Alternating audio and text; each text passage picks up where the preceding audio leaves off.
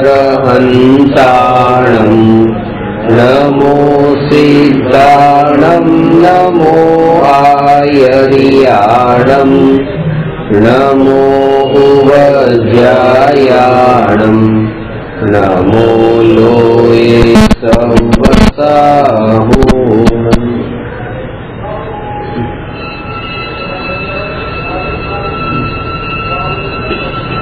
प्रश्न नंबर 292 न्यायक भाव एटले शुं?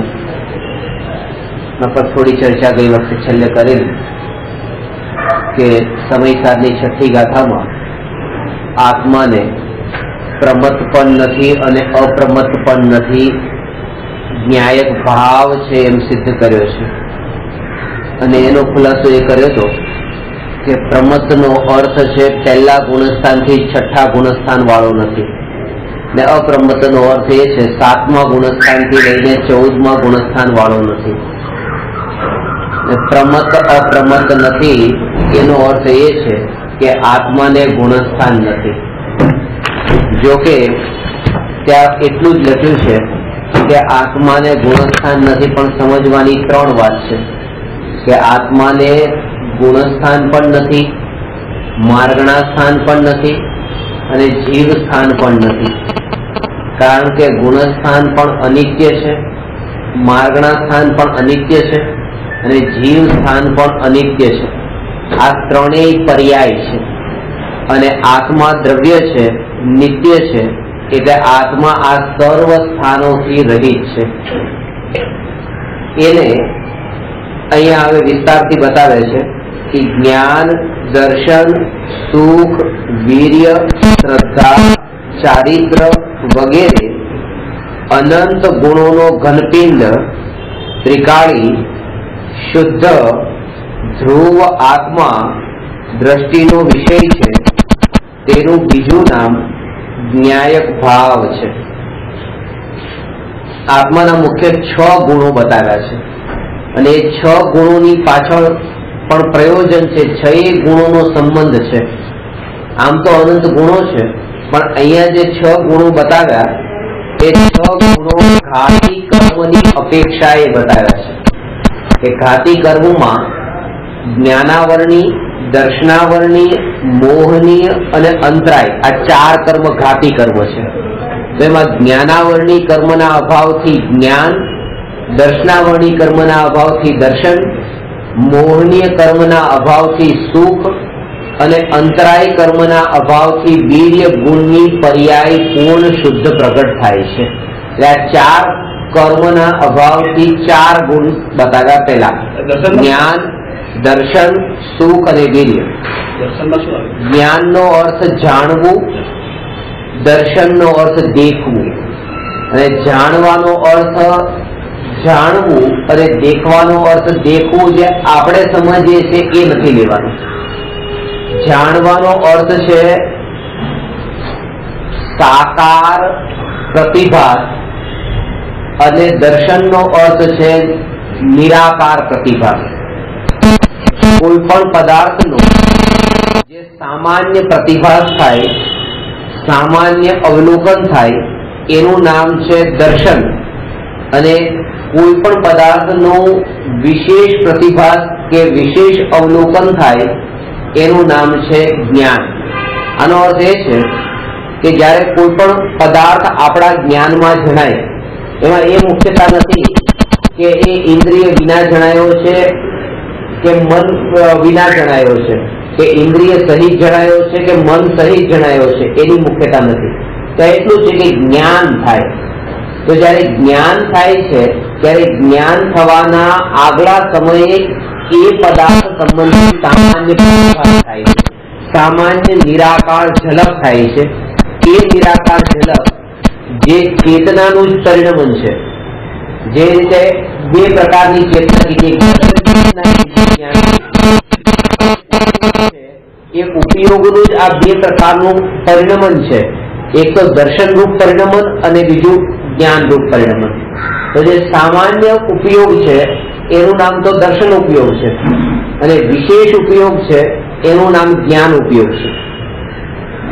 કેવળી ભગવાન એ લોકાલોકને જાણે પણ છે અને દેખે પણ છે. જ્ઞાન આત્માનો સ્વભાવ છે, દર્શન આત્માનો સ્વભાવ છે, પરંતુ જ્ઞાન અને દર્શનનું એક સમયમાં એક સાથે વ્યક્ત ન થવું એ આત્માનો વિભાવ છે. બે સ્વભાવ છે અને કેવળી ભગવાનને આ બંને સ્વભાવ એક સમયમાં એક સાથે પ્રગટ છે, એટલે કેવળી ભગવાન સમસ્ત પ્રકારના વિભાવથી મુક્ત થયા છે. એટલે લોકાલોકને જાણે પણ છે અને લોકાલોકને દેખે પણ છે. લોકાલોકનો વિશેષ પ્રતિભાસ પણ ત્યાં ઉપયોગમાં થાય છે અને લોકાલોકનો સામાન્ય પ્રતિભાસ પણ થાય છે. એટલે સુખ એ સુખની પરિભાષા સુખ તો આહલાદ સ્વરૂપ આનંદની જે અનુભૂતિ છે એ સુખની પરિભાષા છે. સુખ કોને કેવું તો કે જેમાં નિરાકુળતા હોય એનું નામ સુખ. આકુળતાનું બીજું નામ દુઃખ અને નિરાકુળતાનું બીજું નામ સુખ. એટલા માટે એના માટે શબ્દ વાપર્યો છે આહલાદ સ્વરૂપ આનંદની જે અનુભૂતિ જે સહજ વ્યક્ત થાય છે, જેમાં ઇન્દ્રિય અને મનનું પણ નિમિત્ત પડવું નથી, એ આહલાદ સ્વરૂપ આનંદ એ નિરાકુળ આનંદ એનું નામ અહીંયા સુખ છે. જે ગુરુદેવના પ્રવચનમાં ઘણી વાર વારંવાર આવે છે એ વિશે કે પ્રવચનમાં આહા જે વચ્ચે આને કહેવાય આહલાદ, એ બોલવાનો ભાવ નથી. શબ્દ બોલવાના તો હજુ વિકલ્પ પણ ઉત્પન્ન થાય છે, પણ જે અંતરમાંથી જે આ આહલાદ ધ્વનિ ઉત્પન્ન થાય છે એ આહલાદ ધ્વનિ બોલવાનો વિકલ્પ નથી, એ સહજ આવે છે. તો એ જે સહજ આવતો આહલાદ નાદ છે એ જે અતિન્દ્રિય સુખના આધારે વ્યક્ત થયો છે એ સુખ છે, એ નિરાકુળ સુખ છે. અને એ સુખ જે કર્મના અભાવથી પ્રગટ થયું તો એ નિમિત્તની અપેક્ષા એ બતાવ્યું કે મોહનીય કર્મના અભાવથી આ સુખ પ્રગટ થયું, પર્યાયમાં વ્યક્ત થયું. અને ચોથું અંતરાય કર્મ છે. તો અંતરાય કર્મના અભાવથી આ વીર્ય ગુણ જે અત્યારે ઢંકાયેલો છે, વીર્યનો અર્થ છે આત્માની અનંત શક્તિ. હવે એ અનંત શક્તિ તો પૂતગલોમાં પણ છે, તો આત્મામાં એ વીર્ય ગુણ કેમ કીધો કે એનું કારણ એ છે કે એનામાં એવી એ શક્તિ નથી કે એ શક્તિને કયા માર્ગે એને વાપરવી, એ જાણતું નથી, એને સમજ નથી. અને એ સમજ અહીંયા પોતે આત્મામાં અહીંયા છે. અને ખાસ કરીને વિશેષ રૂપે તો એ બતાવ્યું કે મનુષ્યમાં જ આવી વિશેષ શક્તિ જોવા મળે છે. બાકીની ત્રણ ગતિમાં છે પણ મનુષ્યમાં વિશેષ રૂપે એટલા માટે કારણ કે મનુષ્યમાં જેટલા પણ પ્રકારના વિકારો ઉત્પન્ન થાય છે એ વિકારો જે ભોગો સંબંધી જે મર્યાદા એ મનુષ્ય ગતિમાં અમર્યાદિત છે. એના માટે ચક્રવર્તીના જે ભોગો છે 6 ખંડનું રાજ્ય જીતવા માટે પણ જાય છે, 96,000 રાણીઓને પણ ભોગવે છે. તો એ પોતાની શક્તિને ક્યાં વાપરવી એ એના હાથમાં હતું, તો હવે ન વાપરવી એ પણ એના હાથમાં છે, કારણ કે એનો કમાન્ડ એના હાથમાં છે. એક અંગ્રેજી ફિલોસોફરે આના ઉપર સંશોધન કર્યું અને બતાવ્યું કે પશુઓમાં જે પુરુષ છે અને સ્ત્રી છે તો તે પુરુષને સ્ત્રી સાથે ભોગવવાનો ભાવ આવે એ નેચરલ છે, અને સ્ત્રીને પુરુષ સાથે ભોગવવાનો ભાવ આવે એ પણ નેચરલ છે. પણ એવું પુરુષમાં કે નથી જોવા મળતું કે પુરુષ પશુ કે પુરુષ પશુ સાથે ભોગવવાનો એને ભાવ આવતો હોય કે સ્ત્રી પશુને સ્ત્રી પશુ સાથે ભોગવવાનો ભાવ આવતો હોય. એટલે એના અંદર જે વિકાર છે એ વિકારને એ સહજ રૂપે જે રીતે ચાલે છે એને ચાલવા દે છે. પણ મનુષ્ય જે છે એ મનુષ્યને સ્ત્રી પ્રત્યે પણ ભાવ આવે છે, પુરુષ પ્રત્યે પણ જો એને વિકારને ટ્રાન્સફર કરવો હોય તો એ કરી શકે છે. એટલે પુરુષ મનુષ્ય એ પુરુષની સાથે પણ ભોગનો ભાવ કરી શકે છે. એટલે કે એના અંદર જે વિકાર છે ને એ વિકારને આ બાજુની આ બાજુ વહેતો હોય તો એને ન વહેવાવો હોય અને એને ટ્રાન્સફર કરીને બીજે કરવો હોય તો એના હાથમાં છે. અને એના ઉપરથી પ્રૂવ કર્યું કે જો એ ત્યાંથી આ બાજુ વાળી શકતો હોય તો એ ન કરવો એ પણ એના હાથમાં છે. અને એટલા માટે કીધું કે સંયમ એ મનુષ્ય ગતિમાં છે, બાકીની 3 ગતિમાં નથી. કારણ કે જો એ સ્ત્રીમાંથી ડાયવર્ટ કરીને પુરુષમાં પણ જઈ શકતો હોય, એની એ વિકારના ભાવ એમાં જો જઈ શકતા હોય તો આમાં કેમ ન જઈ શકે? અને એ એનું વીર્ય ગુણ એ ત્યાં પર્યાયમાં વ્યક્ત થાય છે. એટલે આજ સુધી જેનું વીર્ય શક્તિ જે પર્યાયમાં વ્યક્ત થાય એ મનુષ્ય ગતિના જ જીવ હતા. એટલે મુનિઓને જ અનંત વીર્ય પ્રગટ થયું છે કેવળ જ્ઞાન થયું ત્યારે. બાકીની પ્રવૃત્તિઓના ચિહ્ન નથી થયું, કારણ કે અંતરમાં જે શક્તિ એ પૂરી રીતે, બાકીની એ પશુઓમાં તો એ બતાવ્યું કે પશુઓને તો જેમ ચાલે છે એમ ચાલવા દો, એને કોઈ ઓપ્શન નથી, એક પળ માટે પણ એવો વિકલ્પ નથી આવતો કે લાવ હું આ સ્ત્રી પ્રત્યેના જે ભાવ થઈ રહ્યા છે લાવ એને આ પુરુષમાં લઈને જાઉં. તો જો એ ભાવ એને ન આવતો હોય તો એ ભાવને હું રોકી પણ દઉં, એ ભાવ પણ એને ન આવે, કારણ કે એ નદીના વહેતા પ્રવાહની જે ખાલી વહેતા જાય છે એ જીવો. જયારે મનુષ્યમાં એવું નથી, મનુષ્યમાં એ પોતાની પાસે ક્ષમતા છે. તો એ રીતે પોતાના જે વિકારી ભાવોને પોતે પળમાં ન ડાયવર્ટ કરવા અને એને જળ મૂળથી નષ્ટ કરવા એના હાથમાં છે. વીર્ય ગુણ છે, અંતરાય કર્મના અભાવથી પ્રગટ થાય. આ 4 ગુણ બતાવ્યા: જ્ઞાન, દર્શન, સુખ અને વીર્ય. અને બીજા 2 ગુણ છે શ્રદ્ધા અને ચારિત્ર. શ્રદ્ધા અને ચારિત્ર ગુણ એનો અર્થ શું છે કે જે મોહનીય કર્મ છે એના 2 પ્રકાર છે: દર્શન મોહની અને ચારિત્ર મોહની. તો જ્યાં સુધી આપણે ભેદ ન પાડીએ ત્યાં સુધી મોહનીય કર્મનો સંબંધ સુખ ગુણ સાથે સમજવાનો. આ સૂક્ષ્મ વાત છે, તો એ સમજો. જ્યાં સુધી મોહનીય કર્મનો ભેદ ન પડે ત્યાં સુધી તો મોહનીય કર્મનો સંબંધ સુખ ગુણ સાથે છે. અને જેવો મોહનીય દર્શન મોહનીનો સંબંધ, ચારિત્ર મોહની કર્મનો સંબંધ સુખ સાથે નહીં, અને ચારિત્ર મોહની કર્મનો સંબંધ ચારિત્ર ગુણ સાથે થઈ જાય છે. ચારિત્ર ગુણ સાથે પછી શું ગુણ સાથે કોઈ સંબંધ નથી. એમાં કયો કર્મ નથી. એટલે કે આ જે ચારિત્ર મોહની કર્મમાં ચારિત્ર ગુણ, અને એવી રીતે કે આ તો સમજાવવા માટે, આ પણ ભેદ જે છે ભેદ પણ સમજાવવા માટે છે. મોહનીય કર્મ એક અભેદ છે અને દર્શન મોહની ચારિત્ર મોહની ભેદ છે. તો આ જે દર્શન મોહની ચારિત્ર મોહની એ જ અભેદ રૂપે જ છે. પણ જયારે એને અભેદ રૂપે જયારે આપણે લઈએ ત્યારે એમાં સુખ ગુણને મુખ્ય રાખવાનું છે, અને જયારે એમાં ભેદ કરીને લઈએ ત્યારે એમાં દર્શન મોહનીમાં પછી સુખ નહીં લેવાનું, ચારિત્ર મોહનીમાં સુખ નહીં લેવાનું. દર્શન મોહનીમાં શ્રદ્ધા ગુણ લેવાનો અને ચારિત્ર મોહનીમાં ચારિત્ર ગુણ લેવાનો. અને એટલા માટે એ દર્શન મોહનીય કર્મના અભાવથી એ ત્યાં સમ્યક દર્શન પ્રગટ થાય છે, શ્રદ્ધા ગુણ સંબંધ છે એના કારણે. અને ચારિત્ર મોહની કર્મનો સંબંધ ત્યાં પરિણતિ સાથે છે. એટલે જેટલા અંશે પરિણતિ નિર્મળ થઈ હોય એટલા અંશે ત્યાં ચારિત્ર મોહની કર્મનો સહજ રૂપે અભાવ થયો હોય નિમિત્ત રૂપે. પણ જયારે 2 ગુણ રાખવામાં આવે કે દર્શન મોહની ગયું કે ચારિત્ર મોહની ગયું નહીં, મોહનીય કર્મનો અભાવ થયો, તો ત્યારે પછી એ સુખ ગુણ લેવાનું. કારણ કે બંને એકલી શ્રદ્ધા થવાનું નામ સુખ નથી, એકલી પરિણતિ નિર્મળ થવાનું નામ સુખ નથી. જ્ઞાન ગુણની પર્યાયમાં ત્રિકાળી ધ્રુવ ભગવાન આત્મા જણાય, શ્રદ્ધા ગુણની પર્યાયમાં એ ત્રિકાળી ધ્રુવ ભગવાન આત્મામાં એકત્વ થાય, અને ચારિત્ર ગુણની પર્યાય એ ત્રિકાળી ધ્રુવ આત્મામાં સ્થિર થાય. આ ત્રણેય જયારે અભેદ રૂપે પરિણમે છે, આ 3 પણ સમજાવવા માટે ગયા છે. સમ્યક દર્શન એ આત્માના શ્રદ્ધા ગુણની પર્યાય છે, શુદ્ધ પર્યાય. સમ્યક જ્ઞાન એ આત્માના જ્ઞાન ગુણની શુદ્ધ પર્યાય છે. સમ્યક ચારિત્ર એ આત્માના ચારિત્ર ગુણની શુદ્ધ પર્યાય છે. પણ નિર્વિકલ્પ આત્માનુભૂતિ એ આત્માના શ્રદ્ધા જ્ઞાન અને ચારિત્ર ગુણની પર્યાય નથી. એ આત્માના અનંત ગુણોનું અભેદ એક રૂપ પરિણમન છે. એટલે જેટલા ગુણો છે એ બધા ગુણોનું પર્યાય, એનું પરિણમન એકમાત્ર ત્રિકાળી ધ્રુવ ભગવાન આત્માનો જ આશ્રય લઈ રહ્યું છે, બીજું કોઈ નહીં. અને એટલા માટે એને જ નિર્વિકલ્પ અનુભૂતિ કીધી, નહીં તો બધો વિકલ્પ થાય. કારણ કે બધા ગુણો એક સાથે અભેદ રૂપે ત્યાં દ્રવ્યમાં અભેદ રૂપે પરિણમી ગયા છે.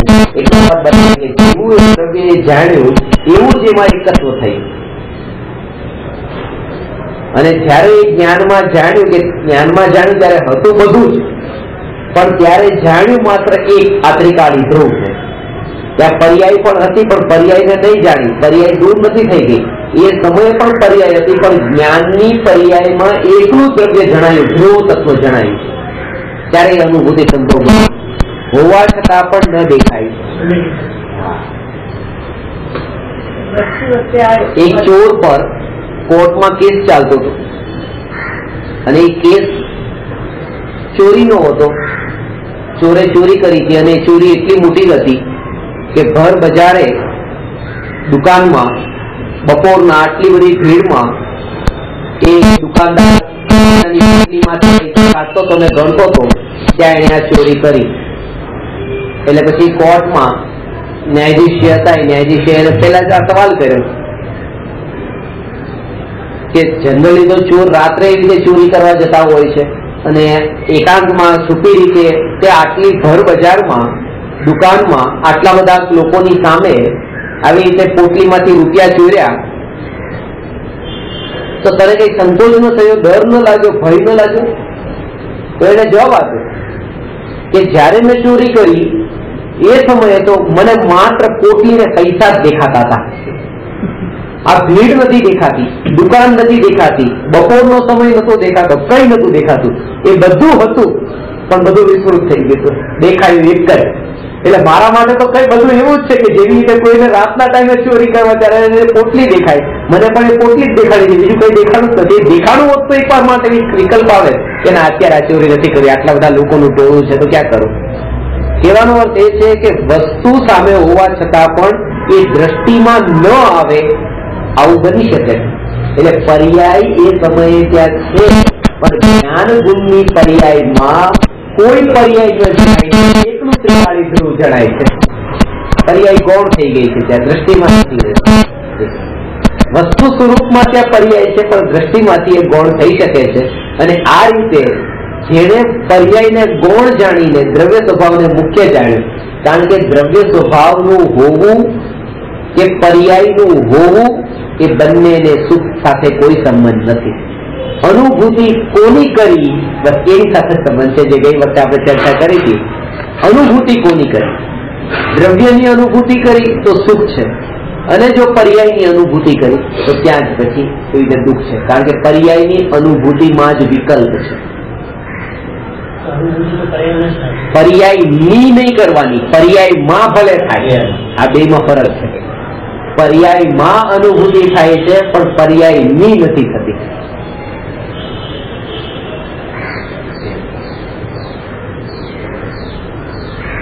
અને ત્યારે તે એ રીતે જે અનુભવ કરનાર જે પણ કાર્ય થાય છે એ બધું કાર્ય પર્યાયમાં થાય છે, અને મહિમા પણ પર્યાયની જ આવે છે પછી. પણ એ પર્યાયની મહિમા પણ એટલા માટે છે કારણ કે દ્રવ્ય છે. સોનાના પાત્રમાં સિંહણનું દૂધ ટકે છે.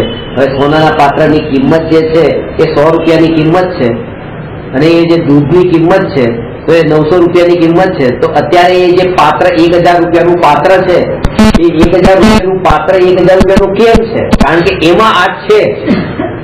એટલે પાત્રના જયારે પૈસા બોલાતા હોય ત્યારે પૈસા પાત્રના નથી, પાત્રમાં છે એના પૈસા છે. આ જ્ઞાનની પર્યાય તો અનાધિકાળથી ચાલી જ રહી છે, જાણવા રૂપે પરિણમી રહી છે. પણ જ્યાં સુધી એ જ્ઞાન પર્યાયમાં ન્યાયક નથી આવ્યો, આ દ્રવ્ય નથી આવ્યું, ત્યાં સુધી એની એ મહિમા નથી જે અનુભૂતિના કાળે એ મહિમા બતાવે છે. તો આ 6 ગુણ બતાવ્યા. 6 ગુણ આત્માના: જ્ઞાન, દર્શન, સુખ, વીર્ય, શ્રદ્ધા અને ચારિત્ર્ય. આ 6 ગુણ વગેરે અનંત ગુણોનો ઘનપિંડ ત્રિકાળી શુદ્ધ ધ્રુવ આત્મા દ્રષ્ટિનો વિષય છે. હા, દર્શન ગુણ અલગ છે અને શ્રદ્ધા ગુણ અલગ છે. દર્શન ગુણનો અર્થ આ એક તમે ચાવી બતાવું છું, આ ચાવી યાદ રાખી લેજો લાઈફ ટાઈમ. લાઈફ ટાઈમ એટલે આ ભાવ પૂરતી નહીં પાછી, આગળના નહીં પરમાનન્ટ. પાછો આગળનો એટલે આગળનો જ પાછો સમજ્યો, એની આગળ ભાવનો અભાવ થઈ જાય ત્યારે પરમાનન્ટ. લાઈફ ટાઈમ એટલે મારી લાઈફ હજી એ અંતરનું. જયારે પણ હવે આ વાત પણ કહો ત્યારે પૂરેપૂરો દ્રવ્યના લક્ષ્ય જ વિચાર ચાલવો જોઈએ. તો એ કે દર્શન અને શ્રદ્ધા આ બંનેને અલગ અલગ રાખ્યા છે. જ્યાં દર્શન શબ્દ હોય અને દર્શન શબ્દની સાથે જ્ઞાન શબ્દ હોય, બીજું કઈ નહીં, દર્શન ને જ્ઞાન, ત્યાં દર્શન શબ્દનો અર્થ લેવાનો દર્શન, અને જ્યાં દર્શન જ્ઞાન અને ચારિત્ર આ દર્શનની સાથે બે હોય, જ્ઞાન પણ હોય અને ચારિત્ર પણ હોય, ત્યાં દર્શન શબ્દનો અર્થ લેવાનો શ્રદ્ધા. કેમ? હા, તો આમાં જે દર્શન ગુણ પણ લીધો અને શ્રદ્ધા ગુણ પણ લીધો, તો જ્ઞાન દર્શન, ત્યાં દર્શનનો અર્થ લેવાનો છે દર્શન ગુણ, અને કે જ્ઞાનની સાથે જે દર્શન શબ્દ હોય ને ત્યાં દર્શન ગુણ લેવાનો. જ્ઞાન સાથે દર્શન આ જે છે તો ત્યાં દર્શન ગુણ બે ને મુખ્ય રાખી બતાવ્યા છે. પણ જ્યાં સમ્યક દર્શન, સમ્યક જ્ઞાન, સમ્યક ચારિત્ર, તો ત્યાં જે દર્શન છે ને એ શ્રદ્ધા માટે છે. દર્શન શબ્દના ઘણા અર્થ થાય છે, પણ એમાં મુખ્ય બે અર્થ જૈન દર્શનમાં મુખ્ય બે અર્થ બતાવ્યા છે. એક તો સામાન્ય અવલોકન અને બીજું છે શ્રદ્ધા. જો કે સમ્યક દર્શનમાં દર્શન શબ્દનો અર્થ સામાન્ય અવલોકન પણ લઈ શકતા હતા, પણ ત્યાં શ્રદ્ધા જ કેમ લીધું? તો એનું કારણ છે કે સામાન્ય અવલોકન, આ સમ્યક દર્શન એટલે સાચું સામાન્ય અવલોકન એમ લઈએ, અને મિથ્યા દર્શન એટલે ખોટું સામાન્ય અવલોકન. તો જો સામાન્ય અવલોકન અર્થ લેવામાં આવે તો સામાન્ય અવલોકન સંસારનું કારણ ન બને, સામાન્ય અવલોકન મોક્ષનું કારણ ન બને. એટલા માટે એ દર્શન શબ્દનો અર્થ કોઈ એવો સ્ટ્રોંગ હોવો જોઈએ કે જ્યાં સામાન્ય અવલોકન થી અલગ હોય. તો એટલે એ દર્શન શબ્દનો અર્થ ત્યાં શ્રદ્ધા લેવાનો છે. સામાન્ય અવલોકન માર્ગ છે, અને આ મિથ્યા દર્શન એ સંસારનું મૂળ છે, એનું ધર્મનું મૂળ છે, આ અધર્મનું મૂળ છે. જે મૂળ હોય એ સામાન્ય ન હોય, એટલે કે એવું સ્ટ્રોંગ હોય. તો એટલા માટે ત્યાં સમ્યક દર્શનમાં દર્શન શબ્દનો અર્થ લેવાનો છે શ્રદ્ધા. અને ટોટલમાં તો શ્રદ્ધાથી પણ એક શબ્દ આગળ બતાવ્યો, શ્રદ્ધા પણ નહીં, એના માટે ત્યાં શબ્દ વાપર્યો મોક્ષ પ્રકાશકના 9મા અધિકારમાં. તો ત્યાં પ્રતીતિ, દર્શન શબ્દનો અર્થ પ્રતીતિ. કારણ કે શ્રદ્ધા જો લઈએ તો શ્રદ્ધા વાળા પણ પાછા કેટલાય જીવો એવા છે જે એમ કહી દે કે અમને તો શ્રદ્ધા છે, ભગવાનમાં શ્રદ્ધા છે કે નહીં, કે આ ભગવાનમાં શ્રદ્ધા છે એટલે તો હાથ જોડીએ છીએ, નહીં તો હાથ શા માટે જોડીએ? બસ કે આ હાથ જોડીએ છીએ એટલે જ હાથ જોડીએ છીએ, એનો મતલબ કે ભગવાનમાં શ્રદ્ધા નથી. જેને ભગવાનમાં શ્રદ્ધા બેઠી છે એ હાથ જોડતા નથી, એ હાથ જોડતા નથી. ગુરુદેવ હાથ નતા જોડતા. દુનિયાને દેખાતું હતું કે ગુરુદેવ હાથ જોડે છે, કારણ કે જે ભગવાનમાં જેને શ્રદ્ધા થઈ છે પછી એને એ શ્રદ્ધા થઈ છે કે ભગવાન હાથ જોડતો નથી. હાથ જોડવાનું જે કાર્ય થઈ રહ્યું છે એ આત્મામાં જણાતું હોય, એ આત્માની જ્ઞાન પર્યાયમાં જણાય છે. એક જળની ક્રિયા છે, જળની ક્રિયા જળમાં થઈ રહી છે, અને ત્યાં એ જળની ક્રિયાનો કરનારો જે હું, એ જે ભાવ છે, તો ત્યાં સમજવું કે હજુ એને પરમાત્મામાં શ્રદ્ધા નથી થઈ, ભગવાનમાં શ્રદ્ધા નથી થઈ. દરેક ક્રિયા ચાલતી રહી, આ જ ક્રિયા, એ ક્રિયા ચાલતી રહી, પણ દુનિયાને દેખાય કે આ ક્રિયા કરી રહ્યા છે, પણ અંતરમાં એ ભાવ નથી. કારણ કે ત્યાં અંતરમાં એ ભેદ જ્ઞાન વર્તે છે એના બળ પર. ત્યાં આ જે છે અંતરની જાણવાનું ક્રિયા જે છે પોતાની થઈ રહી છે, આ શરીરની ક્રિયા શરીરમાં થઈ રહી છે. એટલે કે એ પરમાત્માને જયારે હાથ જોડે છે ત્યારે પણ એ પોતાના સ્વભાવની, ત્યારે એ જીવને જાગૃતિ છે, જ્ઞાનીને જાગૃતિ છે. એટલે એનો અર્થ છે ત્યાં અસલી શ્રદ્ધા જ્ઞાનીને છે, શ્રદ્ધાનો અર્થ ત્યાં પ્રતિતિ. ભગવાનની શ્રદ્ધા ખાલી બોલવા પૂરતી નથી હોતી, પણ અંતરમાં આ કરવાના છે કઈ એમ પણ નથી, આ ભગવાન કઈ કરનારા છે એમ નહીં, ભગવાનની શ્રદ્ધાનો અર્થ એ છે મોક્ષ તત્વની શ્રદ્ધા. ગુરુની શ્રદ્ધાનો અર્થ એ છે સંવર અને નિર્જરા તત્વની શ્રદ્ધા. હું વર્તમાનમાં અશુદ્ધ પર્યાયમાં છું એનો અર્થ એ છે આશ્રમ અને બંધ તત્વની શ્રદ્ધા. પણ આ તો બધી પર્યાય છે, એનાથી જુદો ત્રિકાળી ધ્રુવ ભગવાન આત્મા હું છું અને એ સિવાય જગતમાં જે કાંઈ છે બધું અજીવ છે. આ અજીવ તત્વની શ્રદ્ધા એ પરમાત્મા ગુરુ પોતે આ બધામાં સાત તત્વની શ્રદ્ધા કરવી જ છે.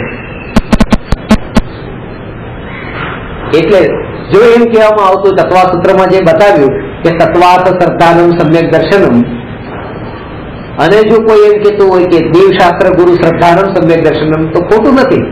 કારણ કે દેવનો અર્થ જ મોક્ષ છે, ગુરુનો અર્થ જ ક્યાંય રીતે સંવર નિર્જરા છે. કારણ કે આંશિક શુદ્ધતા જે પ્રગટ થઈ છે જેને સંવર અને નિર્જરા પ્રગટ થયા છે એ જ ગુરુ છે. ગુરુનું સ્વરૂપ બીજું છે શું? હાથ પગવાળા ગુરુ તો છે જ નહીં. ગુરુનો અર્થ એ જ છે કે જેના અંતર આવી પરિણતિ નિર્મળ થઈ છે એ ગુરુ છે. આ રીતે એ શ્રદ્ધાનો અર્થ ત્યાં લેવાનો છે પ્રકૃતિ, અને ચારિત્રનો અર્થ પણ ત્યાં લેવાનો છે શરીરની ક્રિયા નહીં, આત્મામાં ઉત્પન્ન થતા શુભભાવ નહીં, અંતરમાં પ્રગટ થયેલી વિતરાગ પરિણતિ, એનું નામ છે અહીંયા ચારિત્ર. ગુણની પર્યાયમાં શુદ્ધતા પ્રગટ થઈ વિતરાગ પરિણતિ. અનંત ગુણોનો ઘનપિંડ સમયસારમાં 13મી ગાથામાં જે શુદ્ધ નહીંનું કથન કર્યું કે ઘનપિંડનો અર્થ એ કે જે જીવ પોતે પોતાને જ્ઞાયક રૂપે જાણે છે. આજે થોડી વિસ્તારથી વાત તમને બતાવું છું કે પોતે જે પોતાને આત્મા જાણે છે એ જીવ હવે જગતના જેટલા જીવ છે એને હવે કીડી મકોડા તરીકે નથી જાણતો, હવે એને પણ આત્મા જાણે છે.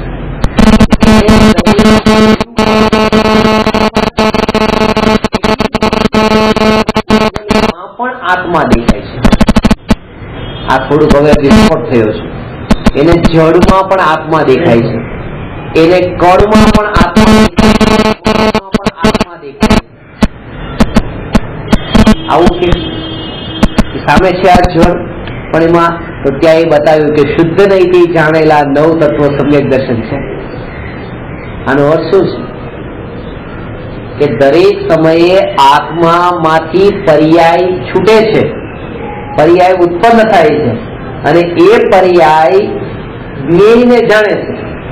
જ્ઞેયને જાણે છે ત્યારે જ્ઞેયને જાણે છે ત્યારે શું થાય છે? જ્ઞેય ઉપર પૂરી આવૃત થઈ ગઈ છે. જ્ઞેય ઉપર આવૃત થઈ જાય છે એટલા માટે જ્ઞાનીને જ્ઞેય નહીં, જ્ઞાનીને જ્ઞાનની અનુભૂતિ થાય છે. ભેદોમાં જાય તો ભેદોની અનુભૂતિ થાય, પણ એ ઉપરમાં જે લાગેલું જે પોતાનું પર્યાયનું જે આવરણ છે એમાં જ્ઞાન જ છે, એટલા માટે બધામાં જ્ઞાનની જ અનુભૂતિ થાય છે. સમજાની વાત? વાત એ છે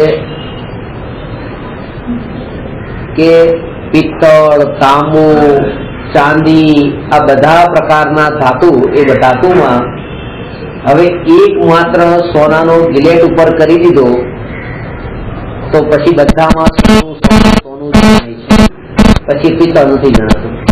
કે જેવું અહીંથી આમ જોયું કે સીધો સોનાનો ગિલેટ નીકળ્યો તો હવે જે ચાંદી છે ચાંદી નથી, હવે સોનું જ છે, લાગી ગયું એના ઉપર. એવી રીતે તે પછી બીજામાં તો પિત્તળમાં સીધું તે સોનાનું ગિલેટ લાગ્યું કે જેવું સોનું એના તરફ ગયું હવે પોતે આખું સોનામય જ દેખાય છે. તો એવી રીતે જ્ઞાનીના આત્મામાં જે જ્ઞાન છે, જગતના એક એક પદાર્થને જ્ઞાની જયારે જાણે છે ત્યારે જ્ઞાનનો ગિલેટ એના ઉપર લાગી જાય છે. એટલે કોઈ પદાર્થ જ નથી જે છે દેખાતો નથી, પછી ત્યાં જ્ઞાન જ જણાય છે. એટલે જ્ઞાનીને આખા જગતને જાણવાના કાળે એક માત્ર જ્ઞાન જ જણાય છે, જગત નથી જણાતું. અને એના કારણે કે જો પિત્તળ જણાવ્યું હોત ને જો ચાંદી જણાવ્યું હોત તો ભેદ ઉભો થાત કે આ સસ્તું, આ મોંઘું, આ સારું ને આ ખરાબ, આ ઈષ્ટ અને આ અનિષ્ટ. પણ અહીંયા તો બધે જ સોનું જણાય, તો હવે કયું ઈષ્ટ ને કયું અનિષ્ટ? તો જેને જ્ઞાન માત્ર જણાય છે, જ્ઞાન માત્ર જેને અનુભૂતિ થાય છે, એને બધું જ પછી ઈષ્ટ અનિષ્ટ છૂટી ગયું. ત્યાં જ્ઞાનનો ઘનપિંડ જ અનુભવમાં આવ્યો છે. આ ઘનપિંડ પૂરી રીતે, આ તો ખાલી એકને આવરણની દ્રષ્ટિએ બતાવ્યું, બાકી તો ત્યાં ઘનપિંડ અનુભવમાં આવ્યો છે. હા, સોનું ઘનપિંડ જેમ હોય છે એ આ ઘનપિંડ કહીને એ વાત બતાવવા માંગે છે કે જેવી રીતે પિત્તળનો દાગીનો હોય અને એના ઉપર એવી રીતે સોનુનો ગિલેટ કર્યો તો એને ઘનપિંડ ન કહેવાય, કારણ કે ઉપર ઉપરથી એની પોતે એવી રીતે કાઢી નાખવામાં પછી એ તો નીકળી જશે. આ તો એ કે જેમાં તમે કઈ પણ કાઢો કાઢો કાઢો તો પણ એ જ નીકળે ને બીજું કઈ ન નીકળે, જ્ઞાન જ નીકળે. તો આમાંથી કે તમે અહીંથી આ ભાગ છે તો આ ભાગમાંથી અહીંથી હાથ કાપી નાખ્યો ને આ પછી અહીંયા જ્ઞાન ન રહ્યું, પણ અહીંયા પણ જે રહ્યું તો એ જ્ઞાન જ રહ્યું, બીજું કઈ ન રહ્યું. અંદર અંદર અંદર તમે જ્યાં પણ જાઓ તો ત્યાં જ્ઞાનની જ અનુભૂતિ થાય છે. જ્ઞાનના એટલા પ્રદેશોમાં તે ત્યાં એવી અનુભૂતિ થાય છે, પૂરેપૂરા પ્રદેશોમાં. એટલે ખરેખર આપણે આમ સૂર્ય ખાલી ઉપર વાગે ને ત્યારે એટલું ઓલી ઉપર આમ ટચ થઈ છે ત્યારે એટલું અમને દુખ્યું, આમ વધારે ગઈ તો વધારે દુખ્યું, હજી વધારે ગઈ તો વધારે દુખ્યું. કેમ આવું? એટલા આત્મ પ્રદેશો એ સ્પર્શેન્દ્રિયના પરમાણુઓ સાથે એટલા આત્મ પ્રદેશો ત્યાં વ્યાપ્યા છે, એને એ સ્પર્શ ના કરી. વાત સમજાણી કે આટલો આમ સ્પર્શ થયો તો હજી અમને નથી ખબર પડતી. કોઈ આપણને આમ આટલો સ્પર્શ કર્યો ન ખબર પડે, પણ આટલો સ્પર્શ કરે પછી આમ આટલો ધીરે ધીરે ધીરે વધારે સ્પર્શ થાય, કારણ કે એટલા વધારે પરમાણુમાં આત્મ પ્રદેશો ત્યાં છે, એનો પોતે પૂરેપૂરો એવો અનુભવ થયો ત્યાં એવી રીતે. અને એટલા માટે તે પીડાની વેદના પણ એવી રીતે વધારે થાય છે, વધારે કપાયું ને, કારણ કે એક અનુભવ એને જે ત્યાં થયો છે એ અનુભવ જ્ઞાનના પ્રદેશો એ બધે વ્યાપ્ત છે. આખા આત્માની એવું નથી થતું. આત્મા આખો એનો ઘનપિંડનો જ અર્થ છે કે આત્માનો એવો કોઈ પ્રદેશ નથી કે જે પ્રદેશમાં એને એ જ્ઞાનની અનુભૂતિ ન થઈ. અને એટલા માટે એ અખંડ છે, નહીં તો ખંડિત થઈ જાય. કે જેવું આ હાથથી બનો અહીંનો સ્પર્શ કરે ને આ હાથથી અહીંનો સ્પર્શ કરે ને અહીંથી અહીંનું જ્ઞાન કરે અહીંથી અહીંનું જ્ઞાન કરે તો ખંડિત થઈ ગયું. તો અહીંથી જે જ્ઞાન થયું એના રાગ દ્વેષ અલગ, અહીંથી જે જ્ઞાન થયું એના રાગ દ્વેષ અલગ. તો અસંખ્ય પ્રદેશ છે, અસંખ્ય પ્રદેશમાં અસંખ્ય પ્રકારના રાગ દ્વેષ ઉત્પન્ન થતા માનવા પડે એક સમયમાં, પણ એવું તો નથી. એક સમયમાં તો એક જ કશાય ઉદયમાં ઉત્પન્ન થાય છે, કારણ કે એ સમયે આખો આત્મા છે એ જ્ઞાન રૂપે અને એવા ભાવ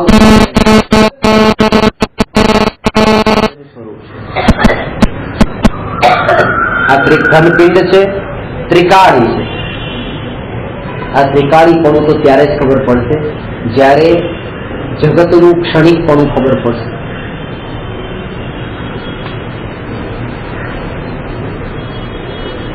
આપણે રોજ ઉઠીને દર્પણમાં જોઈએ છે, પણ ક્યારેય પણ એવું નથી લાગતું કે કંઈક બદલાણું છે. તો એમ લાગે એવું જ છે, બરાબર છે, ક્યાં કઈ ચાલે, બધું એવું જ લાગે છે કે બદલાણું એવું જ નથી લાગતું. પણ આમાં ઘણું બધું બદલાઈ ગયું છે. એ નાનપણથી લઈને અત્યાર સુધી આમ જો એ નાનપણનું સ્વરૂપ ને અત્યારનું સ્વરૂપ જો બે બાજુમાં રાખવામાં આવે તો કોઈ કહી જ ન શકે કે આ જ વ્યક્તિ આ છે. અથવા જયારે નાનપણમાં આપણને જોયા હોય અત્યારે જોઈએ તો ઓળખી પણ ન શકે કે આ તમે છો. તો એ પરિવર્તન તો થયું છે, પણ આત્માને અંતરમાં એક સમય માટે પણ એવો અહેસાસ જ નથી થતો કે કંઈક બદલાઈ ગયું છે. અને એટલા માટે થઈને નિત્ય સુધી પહોંચતું નથી, કારણ કે અનિત્યપણાનો પેલા એને બોધ થાય તો નિત્ય સુધી પહોંચે. અને બોધ બે કારણથી થઈ શકે, બે અપેક્ષાએ એ બોધ થઈ શકે. આ બહુ સૂક્ષ્મ વાત છે, બહુ સૂક્ષ્મ છે. આ વાત સમજો કે એક તો એવી રીતે આ જે બદલાવ, જે ચેન્જીસ, જે પરિવર્તન જે થઈ રહ્યું છે એ પરિવર્તન કેટલું ફાસ્ટ થઈ જાય તો એનો બોધ આપણને થાય. જેમ અત્યારે આ કાચનો ગ્લાસ પડ્યો નીચે પડી ફૂટી જાય તરત જ એક સાથે સડનલી ચેન્જીસ, તો ખબર પડી જો આ બદલાણું.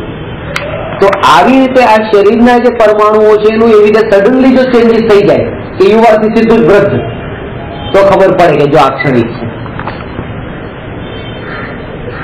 અથવા તો જો એ સડનલી ચેન્જીસ ન થાય તો પણ બીજો ઉપાય છે કે આત્માનું જ્ઞાન એટલું સૂક્ષ્મ થઈ જાય તો એને પકડી શકે કે જો આ ચેન્જીસ થઈ ગયું છે. બે અપેક્ષા થઈ શકે, કાં તો એનું ચેન્જીસ ફાસ્ટ થઈ જાય અથવા તો પોતાનું જ્ઞાન એટલું સૂક્ષ્મ થઈ જાય. હવે એ ચેન્જીસ તો ફાસ્ટ થતું નથી, કારણ કે તો જે ગતિથી થાય તે ગતિ થઈ શકે. ખાસ એટલું થઈ શકે પોતાના ઉપયોગને સૂક્ષ્મ કરીને એને જાણે તો ખબર પડશે કે આમાં અનિત્યપણું છે, નિત્યપણું નથી. એટલે દરેક સમયે જે સ્થિતિ આવે છે એ સમયે આ સ્થિતિ પણ જવાની છે, આ સ્થિતિ પણ જવાની છે, પણ એ સ્થિતિ જવાની છે એ સુખી થવાનો આ ચિંતન, આ વિચાર સુખી થવાનો ઉપાય નથી. એક રાજા માટે રાજ્યમાં એમ કહેવાય છે કે આ રાજાને કોઈ હવે ભય નથી, ચિંતા નથી, પણ પોતે અંતરથી તો ભયભીત એટલો પોતાના મંત્રીઓને કીધું કે તમે બધા વિદ્વાનોને બોલાવીને લાવો, આપણા રાજ્યમાં જેટલા વિદ્વાન છે ને એ વિદ્વાનોને બોલાવીને લાવો. અને બોલાવ્યા પછી વિદ્વાનો સાથે વાતચીત કરીને કીધું કે તમે મને ટૂંકમાં કંઈક બોધ આપો, એવો બોધ આપો ખરા ટાઈમે મને કામમાં આવી જાય, ખરા ટાઈમે, અને ટૂંકો ને ટચ બોધ આપજો. બસ જે છેલ્લી ઘડી આ મરણ સામે આવતું હોય કે સામે માનો કે મૃત્યુ સામે દેખાતું હોય એ સમયે હું બસ ખાલી એક જ વાક્યમાં, એટલે ઘણા બધા એ લોકોએ કોશિશ કરી પણ બહુ વાક્ય બહુ મોટા થઈ જતા હતા, એટલે પછી આ બધા હારી ગયા. એટલે એક ફકીર ત્યાં રાજ્યમાં હતો, એ ફકીરની પાસે જઈને પછી આ બધાએ કીધું કે અમે તો હારી ગયા, તમારી પાસે કઈ છે? તો કે ઠીક છે, હું રાજા પાસે જઈશ. રાજાને કહે છે કે લો હું તમને આ વીંટી આપું છું, આ વીંટી આપું છું, અને વીંટીમાં જે હીરો જડેલો છે એ હીરાની પાછળની ચિઠ્ઠી છે, અને જયારે પણ તમને કોઈ સંકટ આવે, તકલીફ પડે, ત્યારે એ હીરો કાઢીને અંદરથી ચિઠ્ઠી બહાર કાઢજો તો તમારું સમાધાન થઈ જશે. પગે એક શરત છે, એ ચિઠ્ઠી ત્યારે જ કાઢવાની જયારે કોઈ ઉપાય ન બાકી રહે. બધી રીતે તમે હારી ગયા હો, કોશિશ પૂરેપૂરી કરી લીધી હોય, પણ તો પણ ક્યાંય સફળ ન થાવ, ત્યારે પછી આ ચિઠ્ઠી કાઢજો. સારું, હવે રાજા યુદ્ધ માટે જાય છે, અને યુદ્ધ માટે એવા હારના કગાર પર પહોંચી જાય છે. બિલકુલ હારવાની તૈયારીમાં, પોતાનું સૈન્ય બધું મરતું જાય છે, નષ્ટ થતું જાય, અને કોઈ પણ જે પોતાની સાથે જે હતા એક પણ સાથે ન રહ્યા, અને જોયું કે સામે તો હવે મોટી ખાઈ છે, અને પાછળ શત્રુ પક્ષનું સૈન્ય છે, બે બાજુથી મરવાનું છે. ત્યારે પછી એનું થયું કે લાવ આ વીંટી, એ વીંટીમાં જે હીરો છે હીરો કાઢીને અંદરથી ચિઠ્ઠી બહાર કાઢું. ચિઠ્ઠી ખોલી જોયું, એમાં લખ્યું હતું આ ક્ષણ પણ જતી રહેવાની છે. કેટલું લખ્યું? આ ક્ષણ પણ જતી રહેવાની છે, હંમેશા માટે થોડી આવી છે, આ અનિત્ય છે. એના અંદરમાં બોલ આવી ગયું, આ ક્ષણ પણ જતી રહેવાની છે, તો ડરવાની શું જરૂર છે? સદભાગ્યથી એ બચી ગયો, શાસન પર પાછો આવી ગયો, રાજા બની ગયો. ત્યાં પછી પેલી વાત પાછી ભૂલાઈ ગઈ કે આ ક્ષણ પણ જતી રહેવાની છે. અનિત્યનો બોધ તો થયો, પણ અનિત્યના લક્ષ્ય થયો. અત્યારથી બીજે નિત્યના લક્ષ્ય અનિત્યનો બોધ ન થયો, ક્ષણિકનો બોધ ન થયો. તો જે પેલું જે જયારે લાગ્યું કે સામે ખાઈ છે અને આ પણ આવી છે, વાંધો નહીં, આ પણ જતી રહેવાની છે. આ જે શાસન પર બેઠો છે એ પણ ક્યાં ટકવાની છે? અનિત્યપણું એટલું ક્ષણભંગુર લાગે, એટલું અસાર લાગે, એના બળ પર જ નિત્યની મહિમા વધશે. આ એક ચાવી છે. એટલા માટે અનિત્ય ને નિત્યને બંનેને સાથે રાખીને સમજાવે છે. જેટલી અનિત્ય પદાર્થોની અસારતા અનુભવમાં આવવા લાગે, એટલી નિત્યતાની મહિમા વધવા લાગે. ઓટોમેટિકલી એનું રિઝલ્ટ છે આ પણ અનિત્ય છે, આ પણ અનિત્ય. પણ એક વાત ખાસ યાદ રાખવી કે આ પણ અનિત્ય છે, એ વિચાર જે છે એ સાચા સુખનો ઉપાય નથી. સાચા સુખ કારણ કે આ પણ અનિત્ય છે, આ પણ અનિત્ય છે, એમાં દ્રષ્ટિ અનિત્ય ઉપર રહી, પર્યાય પર રહી, પર્યાય ઉપર દ્રષ્ટિ રેવી, ત્રિકાળી ધ્રુવ પર દ્રષ્ટિ સ્થિર થવી એ સુખનું કારણ. એટલે અહીંયા આ નિત્ય ત્રિકાળી શુદ્ધ કીધો છે, કારણ કે જ્ઞેયકૃત અશુદ્ધતા જ્ઞાયકમાં નથી. આ શબ્દનો અર્થ શું છે? જ્ઞેયકૃત અશુદ્ધતા નથી એટલે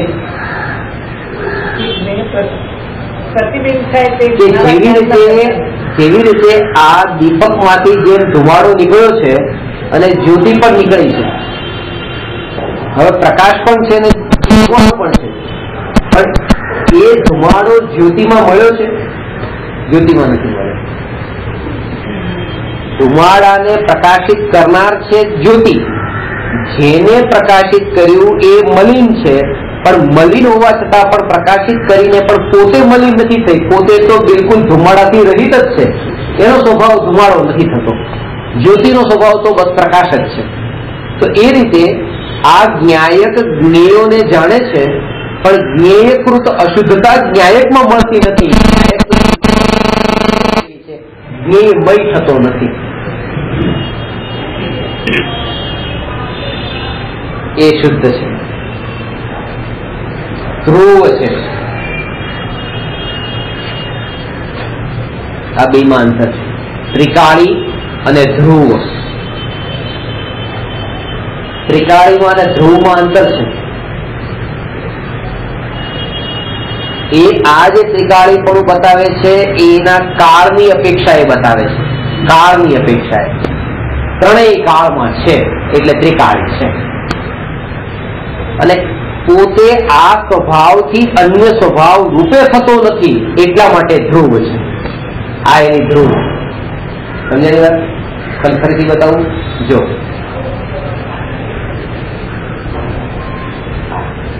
આ ત્રિકાળી ત્રિકાળી ત્રિકાળી ત્રિકાળી, એમાં એક તો એ કે આજે શરીરનું નામ બાળપણમાં, જે બાળપણમાં પણ આ તમે હતા, યુવાનીમાં પણ છો, વૃદ્ધાવસ્થામાં પણ છો, તો આ જે સ્થિતિ છે એ તો થઈ ત્રિકાળની વાત.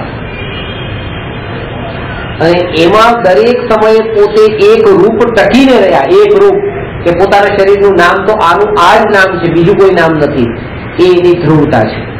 તો એ રીતે જે આત્મામાં જે પોતે અનાદિ અનંત છે તો એનું ત્રિકાળીપણું છે, પણ એનું જે જાણવાપણું જાણવાપણું જાણવાપણું જાણવાપણું અને જાણવાપણા રૂપે ટકી રહેવાપણું, આ એની ધ્રુવતા છે.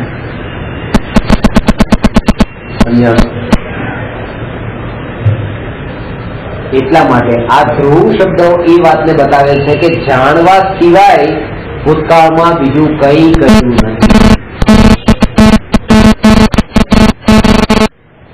એટલે હું તો ભગવાન આત્મા છું, હું તો ભગવાન આત્મા છું, હું ભગવાન આત્મા છું, મેં જાણ્યા સિવાય બીજું કઈ કર્યું નથી. અને પછી આપણે એમ કહીએ કે મેં એકેન્દ્રિય જીવોને દુઃખ પહોંચાડ્યું હોય તો હું માફી માંગુ છું. એ રીતે પાંચેન્દ્રિય જીવોની માફી માંગીએ તો એ વાતને બતાવે છે કે હજુ આ જીવને તો સમજ જ નથી. અનુભવ તો પછી, સમજ પણ એટલી નથી. એક બાજુ એમ કે છે કે હું પોતે ધ્રુવ છું એટલે જાણપણામાં સ્થિત છું. તો જાણપણામાં જે સ્થિત હોય એ બીજાને નુકસાન કેવી રીતે પહોંચાડે કે માફી માંગવા જવું પડે? મેં તમારું કઈ બગાડ્યું હોય તો તમને માફી માંગવા આવું, પણ મેં બગાડ્યું જ નથી. માત્ર જાણવાનું કહ્યું. જયારે હું એક બાજુ એમ કહું છું કે હું પોતે જાણપણામાં જ ધ્રુવ રૂપે ટકેલો છું, તો આ બીજો વિકલ્પ જ ઉભો નથી થતો કે લાવું આજે માફી માંગવા જાઉં.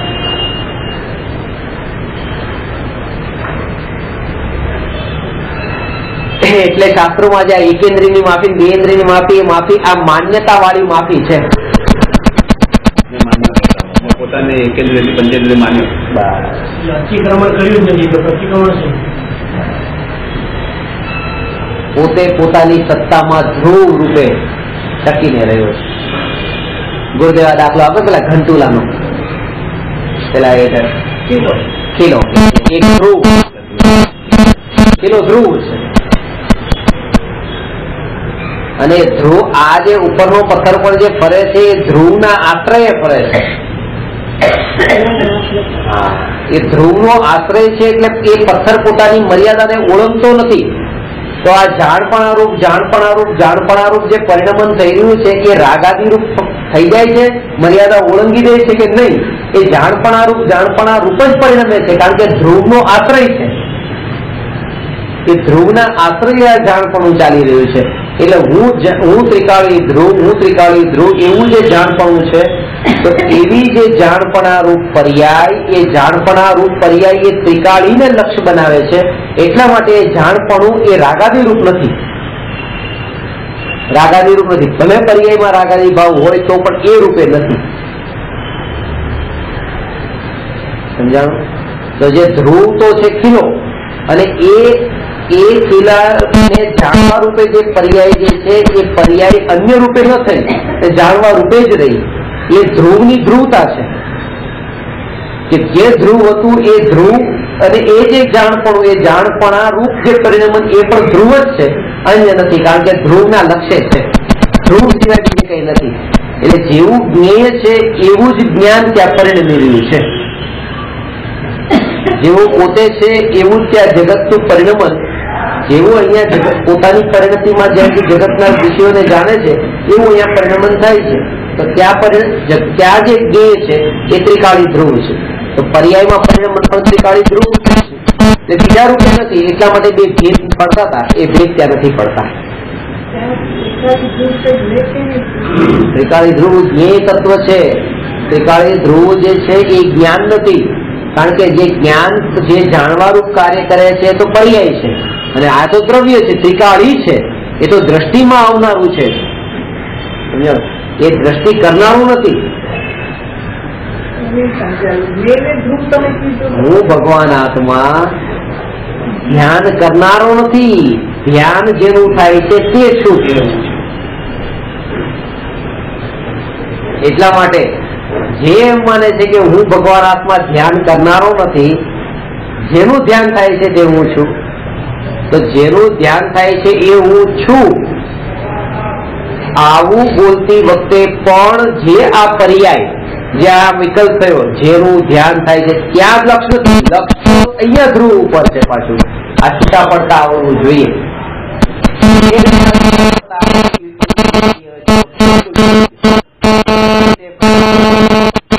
આ જે જ્ઞાન પર્યાય છે તે હું નહીં. જ્ઞાન પર્યાય તે હું નહીં. જ્ઞાન પર્યાય જે ત્રિકાળી ધ્રુવને લક્ષ્ય કરે છે તે ત્રિકાળી ધ્રુવ તે હું. હવે તે ત્રિકાળી ધ્રુવ તે હું, આ પણ પર્યાયમાં જ થઈ રહ્યું છે. પણ આવું જે પર્યાયનું પરિણમન થઈ રહ્યું છે, જોર એના ઉપર નથી. જોર બિલકુલ દ્રવ્ય પર છે, પૂરેપૂરું. કારણ કે અનુભૂતિ ત્યાં સુધી નથી થતી જ્યાં સુધી આ પર્યાય ઉપરનું જોર હોય છે, પર્યાયની અનુભૂતિ કરતો હોય છે. ઊંડે ક્યાંક ને ક્યાંક એ વાત જ પડેલી હોય છે કે બસ અત્યારે બસ મારો ઉપયોગ સ્થિર રાખવાની કોશિશ કરી રહ્યો છું, એટલે આ બધું પર્યાય. આ પર્યાય તે હું છું, અને આ બધી કોશિશ હું કરું છું. મન નથી લાગતું, ઉપયોગ બહાર ગમે છે, હું કોશિશ કરીશ કે મારો ઉપયોગ બહાર ન જાય, સ્થિર રહે. પછી પર્યાયનો કરતા બન્યો.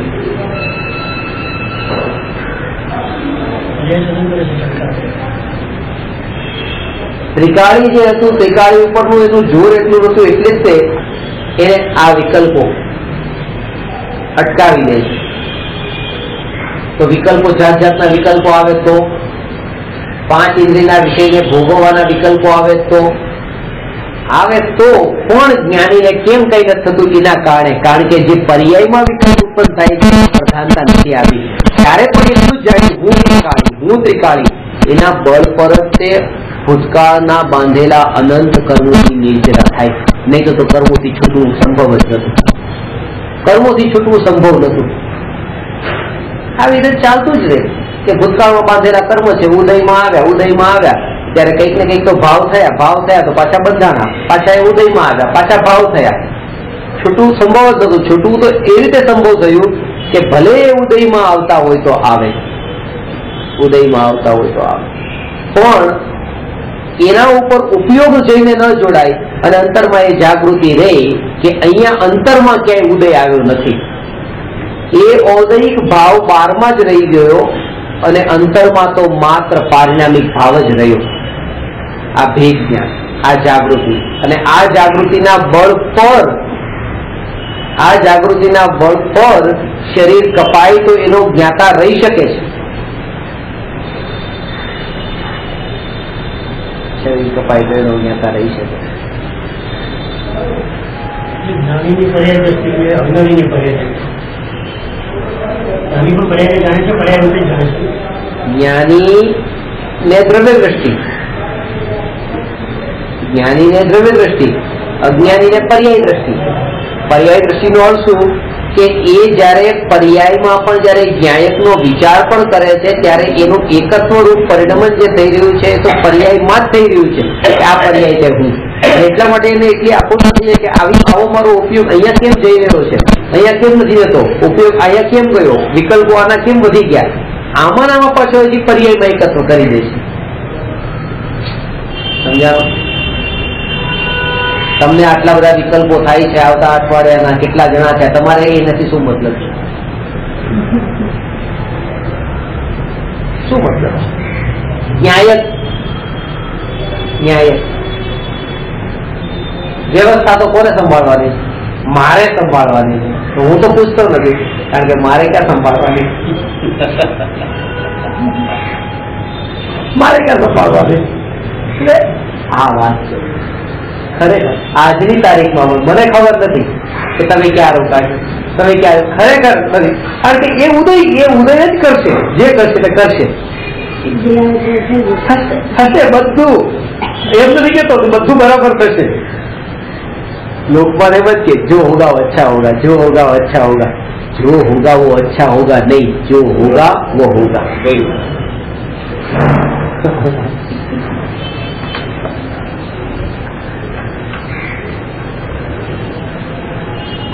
વર્તમાનના ત્રિકાળી ન્યાયકની અનુભૂતિના આનંદને છીનવી લે છે. આ ભવિષ્યનો આ એક સમયનો એક વર્તમાન ખોવાય છે. એટલે એની એક સાથે એવી ધારા જ ચાલતી હોય. ઘણી વખત આપણે ત્યાં પાર ઉપર ટેક્સી શોધતા હોય તો ટેક્સીમાં આપણે ને ક્યારે ટેક્સી આવશે, ક્યારે ટેક્સી આવશે. તમે જે રીતે આતુરતાથી આપ જોવું ને એના એ સમયે પણ તમને હું ઘણી વખત જાગૃત કરાવું છું કે અત્યારે આ વર્તમાન હું ન્યાયક છું, આનો આનંદ અત્યારે લૂંટાઈ રહ્યો છે, છૂટી રહ્યો છે. એ તો કોઈ આવતું જ નથી, પણ આ આનંદ છૂટી રહ્યો છે. ક્યારે આવશે, ક્યારે આવશે, ક્યારે આવશે, આ વિકલ્પમાં. અને એમાં તો હું બિલકુલ કરનાર નથી. એ તો જયારે ઉદય આવશે તો સહજ આવશે. આમાં ક્યાંય પણ વિકલ્પોનું કરતા પણ કરવા જેવું નથી. અને એ વિકલ્પોનું કરતા પણ માન્યું છે ને એટલા માટે થઈને જ તે ત્યાં ન્યાયકમાં સ્થિરતા નથી.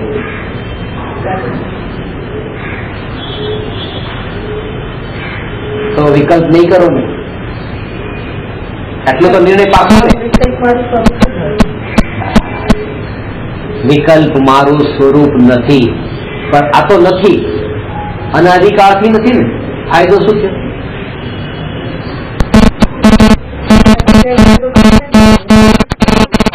લાભ શું થયો? પણ એનાથી ત્રિકાળ અનાધિકાળથી પરમાત્મા છો ને તમે, શું લાભ થયો? શું કેટલું સુખ પ્રગટ થઈ ગયું અનાધિકાળના પરમાત્મા? તો સુખ પ્રગટ્યું ક્યાં?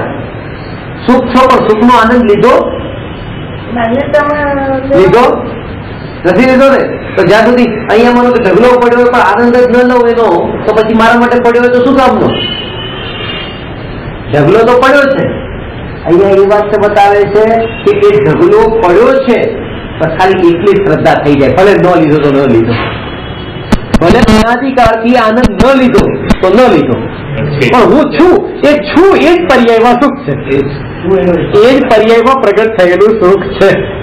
કારણ કે દ્રવ્ય સ્વભાવનું જે સુખ ભૂતકાળમાં ન લીધું તો ન લીધો, ભલે આનંદ નહીં આવ્યો તો નહીં આવ્યો પર્યાયમાં, પણ હું તો આ છું તે છું એવી જે પ્રતીતિ એ જ પર્યાયના સુખની અભિવ્યક્તિ છે. એ જે યાદ આવ્યું એ આનંદ. એટલે દ્રષ્ટિ ક્યાં?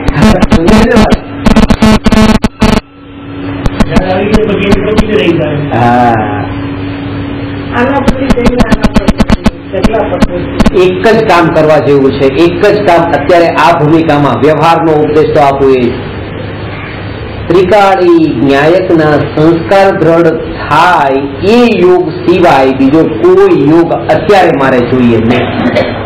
આ અત્યારે બુદ્ધિપૂર્વક તો આટલું આપણે કરવાનું. એકમાત્ર ત્રિકાળી નાયકના જ સંસ્કાર દ્રઢ થાય એવો જ સદનિમિત્તનો યોગ, બીજું કઈ નહીં.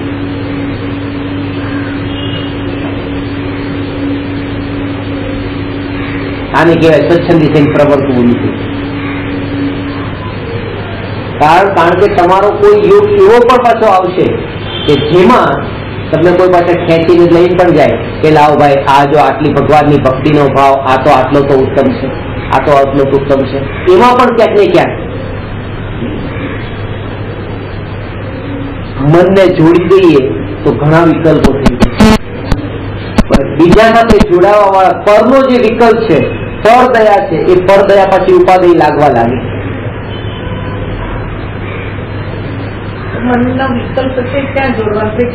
જે પ્લેટો, એરિસ્ટોટલ, સોક્રેટિસ અને એવા જ આ કાન્ટ નામના એક ફિલોસોફર થયા. એ કાન્ટે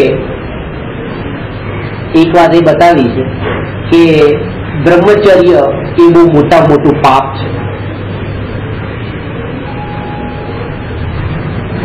અને એનું એને તર્ક આપ્યો છે. બે પ્રકાર છે.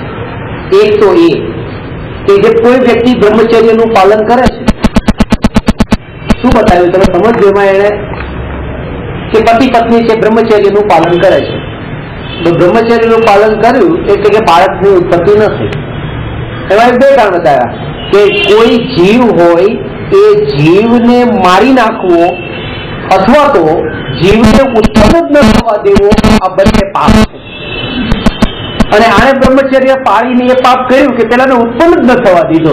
એટલે હોય એને મારી નાખવો અથવા તો આવતો હોય એને આવવા જ નતો જળમૂળથી. પેલો તો આવ્યો ને પછી માર્યો ને, પેલા તો બહાર જ નથી આવવા દેતા. એ ક્યારે થયું કે બ્રહ્મચર્યનું પાલન કર્યું એટલે કોઈ જીવ જન્મ જ ન લઈ શક્યો. તો કે આના આ બહુ બ્રહ્મચર્ય પાપ છે, કારણ કે જીવની ઉત્પત્તિ જ નથી થવા દેતું. મરવાની વાત, એ બે વાતને એક સમાન બતાવી. પણ ખાસ વાત શું છે, આપણે આવિર્ભાવનો સિદ્ધાંત શું કે પર જીવો ઉપર કરુણાનો ભાવ વધારે આવે છે અને નિજ આત્મા પ્રત્યે કરુણાનો ભાવ ઓછો આવે છે. એને એવું લાગશે, એને આ વાત ગમશે કે બરાબર છે, બીજા જીવે તે ઉત્પન્ન તો થવું જોઈએ ને. પણ જે વિચાર કરે કે આ વિકલ્પથી તો નિજ આત્માનો ઘાત થઈ ગયો. આ વિકલ્પ જે ભોગનો વિકલ્પ, એનાથી નિજ આત્માનો તો ઘાત થયો, કારણ કે આત્માની અનુભૂતિનો આનંદ તો ઘવાઈ ગયો, છૂટી ગયો. તો એ પોતાના આત્માનો ઘાત છે એવું જેને યાદ રહે તો પછી એને આ પાપ નથી લાગતું. એને પાપ લાગશે જેને પરદયાની મહિમા છે. અને સ્વદયાની મહિમા જેને આવી છે એના માટે તો કુશળથી મોટું કોઈ પાપ નથી. કારણ કે એને તો એ સમયનો વિકલ્પ જ એવો છે કે જયારે પોતાનું પૂરેપૂરું ભાન ભૂલવાડી દે છે, પોતાના સ્વરૂપનું ભાન ભૂલાડી દે છે. ખાસ વાત એ છે, ક્રોધ આવે એ પાપ નથી. ક્રોધ આવ્યો છે એ પાપ નથી, પણ ક્રોધમાં જે ઉપયોગ જે ગયો અને પોતાના સ્વરૂપથી આટલો જે દૂર ગયો, એ દૂર લઈ ગયો, એટલા માટે એ દોષ છે. બાકી ક્રોધમાં કોઈ દોષ નતો. ખાસ વાત છે કે કોઈ પણ વિકારી ભાવ દોષરૂપ નથી. ગુણ શું છે કે પોતાના સ્વભાવમાં સ્થિર રહેવું, અને દોષ શું છે, ક્રોધમાં આવેલો ભાવ થવાય એમ નહીં, પોતાના સ્વભાવથી દૂર રહેવું. પણ જયારે આવા ભાવ થયા ત્યારે એટલા માટે એને નાસ્તિકી એમ કીધું કે આ વિભાવ ભાવ, ક્રોધાદી ભાવ તે વિભાવ ભાવ છે અને જ્ઞાન તે સ્વભાવ ભાવ છે. બાકી તો જ્ઞાન તે સ્વભાવ ભાવ છે અને જ્ઞાનમાં સ્થિર ન રહેવું એ વિભાવ ભાવ છે.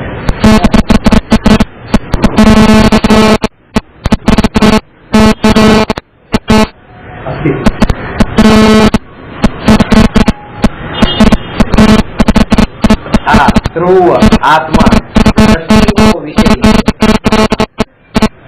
દ્રષ્ટિ મતલબ જોવું નહીં. અહીંયા દ્રષ્ટિનો અર્થ પાછો અલગ છે.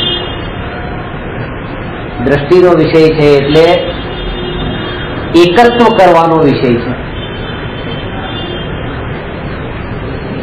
દ્રષ્ટિનો વિષય એટલે એકત્વનો વિષય.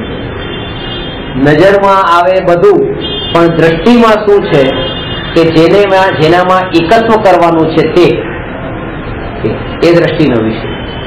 તો ઘણી બધી વસ્તુઓ અહીંયા પડેલી છે, પણ દ્રષ્ટિના વિષયમાં કે જેમાં એકત્વનો ભાવ છે એ જ એના માટે દ્રષ્ટિનો વિષય છે. જ્ઞાનનો વિષય જે છે એ તો આખું જગત હોય, પણ દ્રષ્ટિનો વિષય આખું જગત ન હોય. દ્રષ્ટિનો વિષય ત્રિકાળી ધ્રુવ ભગવાન આત્મા છે. કેવળી ભગવાનના પણ જ્ઞાનનો વિષય તો લોકાલોક છે, અને દ્રષ્ટિનો વિષય લોકાલોક નથી. દ્રષ્ટિનો વિષય એક છે. દ્રષ્ટિનો વિષય કહો કે પરમ શુદ્ધ નિશ્ચય નહીંનો વિષય કહો, એક જ વાત છે. જ્ઞાનનો વિષય એ પ્રમાણનો વિષય છે, દ્રષ્ટિનો વિષય એ નહીંનો વિષય છે. જ્ઞાનનો વિષય એ અનેકાંતનો વિષય છે, દ્રષ્ટિનો વિષય એ એકાંત છે, અનેકાંત રૂપ નથી. કેમ?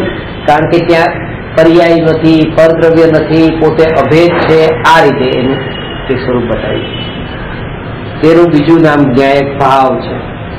જ્ઞેયોને જાણતો હોવાથી શુદ્ધાત્માને જ્ઞાયક કહેવામાં આવે છે. જો કે જ્ઞાયકનું જ્ઞાયકપણું જ્ઞેયોને આધીન હોતું નથી. જ્ઞાયક પોતે સ્વભાવથી જ જ્ઞાયક સ્વરૂપ હોવાથી જ્ઞાયક છે. જ્ઞેયોને જાણે તેને જ્ઞાયક કહેવાય. એટલે જ્ઞેયો એટલે આ જગતના જ્ઞેય. તો કે જ્ઞેય એટલે ઓબ્જેક્ટ, જ્ઞાયક એટલે સબ્જેક્ટ. હવે જ્ઞાયકને જે નામ મળ્યું જ્ઞાયક એ કોના કારણે મળ્યું? એ જ્ઞેયો નહીં. એટલે જ્ઞાયકનું નામ પણ પરના કારણે છે એવું થયું. એનો મતલબ કે જો જ્ઞેય ન હોત તો આને જ્ઞાયક કેવી રીતે કહેવાય?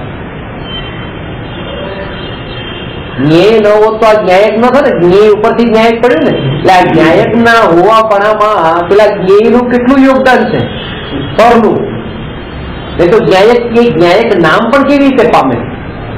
એ તો જ્ઞેયના કારણે નામ પામ્યું છે. ત્યારે એ કીધું કે એ જ્ઞેયોએ પણ જ્ઞેય નામ કોના કારણે પામ્યું? જ્ઞાનના કારણે. એટલે જ્ઞાન જેને જાણે છે તે જ્ઞેય છે, અને જ્ઞેય જેમાં જણાય છે તે જ્ઞાયક છે. એટલે આ જે જ્ઞાયક નામ જે પ્રાપ્ત છે એ જ્ઞાનના કારણે છે, જ્ઞેયના કારણે નથી. એ ખાલી જ્ઞેય એવી રીતે પોતાનું સત્તા સ્વરૂપ નામ નથી. એ તો જ્ઞાનનો વિષય બન્યો છે એટલા માટે એને જ્ઞેય કહેવાય છે.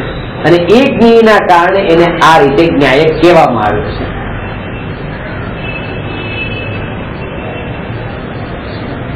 પોતે જ્ઞાયક પોતે સ્વભાવથી જ જ્ઞાયક સ્વરૂપ હોવાથી જ્ઞાયક છે.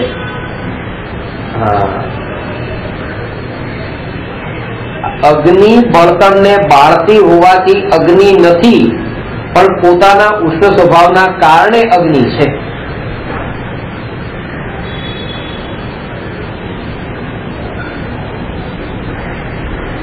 આ બેમાં ફરક છે. ઠીક છે. અગ્નિ બળતણ જે છે, ઈંધણ છે, ઈંધણને બાળે છે એટલે અગ્નિ છે કે એમ નહીં? એ પોતે પોતાના સ્વભાવના કારણે અગ્નિ છે. અગ્નિ તો અગ્નિ. હવે અગ્નિ જે છે, કોઈ લાકડામાં અગ્નિ લઈ ગયા, પણ લાકડું તેવી રીતે ઢીલું લાકડું છે, ચોમાસામાં બળતું નથી, એટલે પછી આને અગ્નિ કહેવાય કે ન કહેવાય એમ નથી. બાળે તો અગ્નિ ને ન બાળે તો અગ્નિ નહીં એમ નહીં. અગ્નિ જે છે એ તો પોતાના અગ્નિપણાના કારણે, ઉષ્ણતાના કારણે અગ્નિ છે, પોતાના સ્વભાવના કારણે અગ્નિ છે. અને એટલા માટે જે સ્વભાવભૂત વાત હોય છે એમાં આ ઉપદેશની ભાષા, ઉપદેશની ભાષા નથી હોતી. એટલે અગ્નિ એ બીજાને બાળવા જોઈએ એમ નહીં, અગ્નિ બીજાને બાળે છે. આ છે વાળી ભાષા. આ વાત એટલા માટે બતાવું છું કારણ કે હમણાં જે હું દેવ શાસ્ત્ર ગુરુ અને ધર્મ પર જયારે પુસ્તક લખી રહ્યો છું, પૂરું થવાની તૈયારીમાં છે, એમાં ક્યાંય પણ આ વાત નથી લખી કે સાધુ આવા હોવા જોઈએ, સાધુ આવા હોવા જોઈએ એમ નહીં, સાધુ આવા હોય છે. બસ કારણ કે હોવા જોઈએ એનો મતલબ એ કે અત્યારે કોઈ નથી અને આવા હોવા જોઈએ, નથી એના ઉપર ધ્યાન ગયું ત્યારે પછી આપણે વિકલ્પ ઉભો થયો કે આવા હોવા જોઈએ. તેમાં સાચું સાધુનું સ્વરૂપ આવી ગયું. એ અગ્નિ એ બાળવું જોઈએ એમ નહીં, અગ્નિ બાળે છે, બાળવું જોઈએ એમાં તો પાછો વિકલ્પ ઉભો થઈ ગયો પાછો કે એને આ કામ કરવું જોઈએ, એના પર બોજો આવ્યો કામ કરવાનો, એનો સ્વભાવ ન રહ્યો. આવો સ્વભાવ જ આવો છે.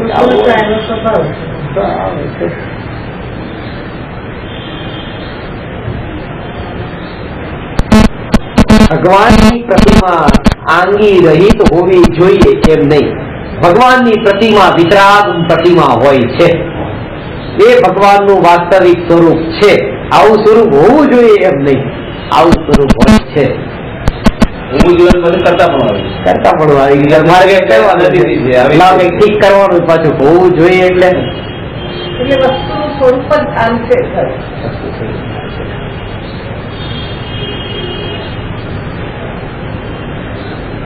અને જેને સમજવાનું છે એ તો આટલામાં પણ સમજી જશે, અને નહીં સમજવાનું હોય એને જોઈએ કે શું તોય નહીં સમજે. આમ કરવું જોઈએ આમ કરવું જોઈએ તો પણ નહીં સમજે, કારણ કે જેને ઉલટો એટલું થશે કે ઉલટો કશાય વધશે અને ધર્મ ના બને તો પુણ્ય તો ઠીક પાપમાં પડશે. એટલા માટે આવું સ્વરૂપ હોય છે. ગઈકાલે જ્યાં તો સાધુજનો એવી રીતે સૂર્યોદય પહેલા સૂર્યોદયના અંતર્મુહૂર્ત પછી એવી રીતે ગતિ કરવી જોઈએ, સૂર્યોદયના અંતર્મુહૂર્ત પહેલા તો ગતિ રોકાઈ જવી જોઈએ. એમ સાધુ પુરુષ આ રીતે પોતે વિહાર કરે છે. વિહારની પાછળનું પ્રયોજન શું છે? સાધુને આવું પ્રયોજન હોય છે, હોવું જોઈએ. કોઈ જગ્યાએ જવાનું સાધુને પ્રયોજન હોતું નથી. એ સ્થાન પર ન રહેવું, બસ એ લક્ષ્ય ત્યાંથી નીકળી જાય છે. ડેસ્ટિનેશન નથી. નહીં તો એમાં આકુળતા છે, પછી પહોંચવાની આકુળતા, જલ્દી ગતિ કરવાની આકુળતા, રાત પડે પેલા પહોંચવાની આકુળતા, જવાનો પણ ભાવ. પહોંચવું છે રાત પડી જાય, રાત પડી જાય રોકાવું ક્યાં?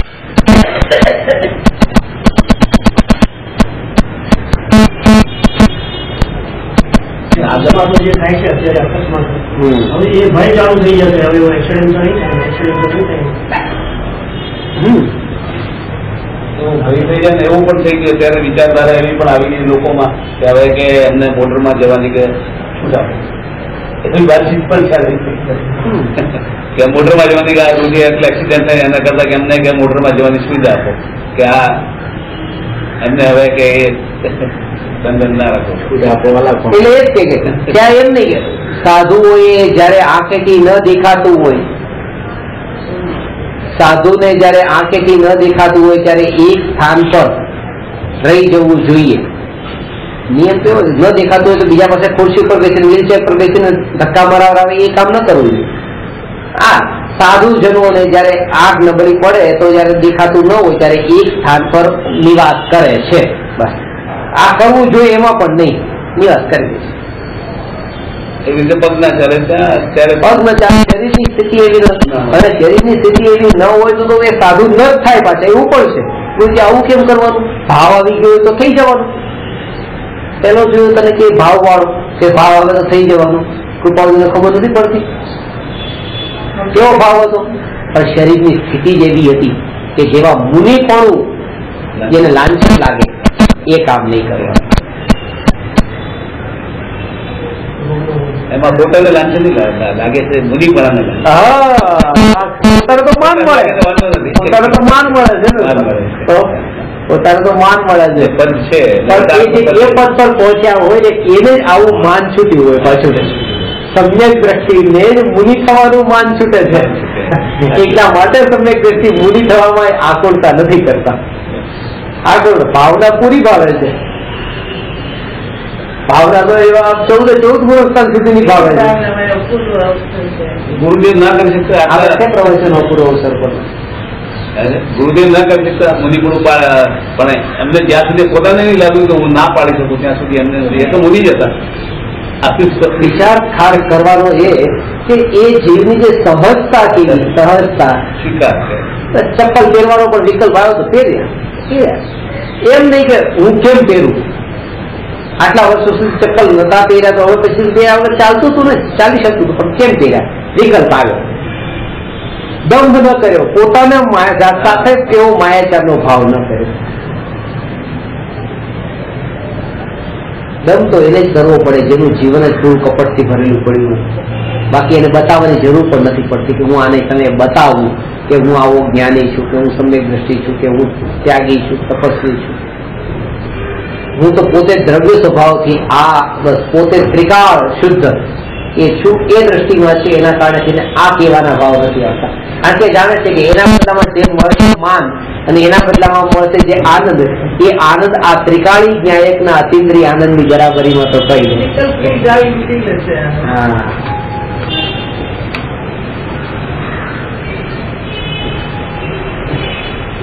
ન્યાયકનું ન્યાયકપણું પણ સ્વભાવની દ્રષ્ટિએ સમજવું.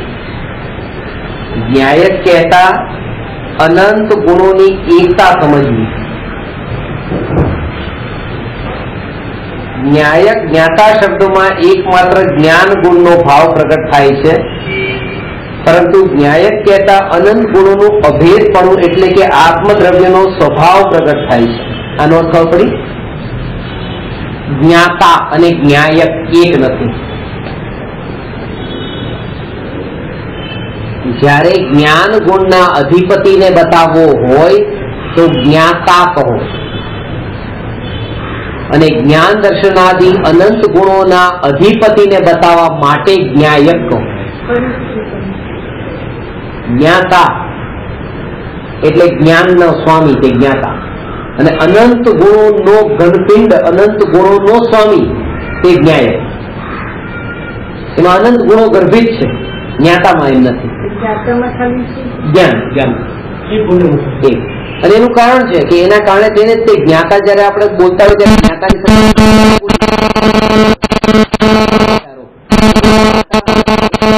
દ્રષ્ટા શું કામ બોલવું પડે? પણ અલગથી દ્રષ્ટા કીધું ને જ્ઞાતા એ તો ન્યાય બીજું કઈ નહીં,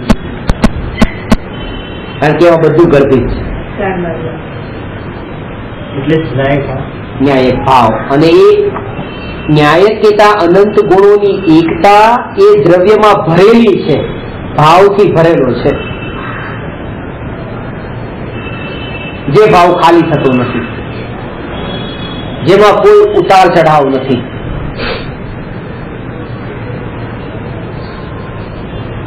કાલે એક હું વાંચતો તો એમાં હતું કે અત્યારે ભાવોમાં વધ અને ઘટ થઈ રહી છે.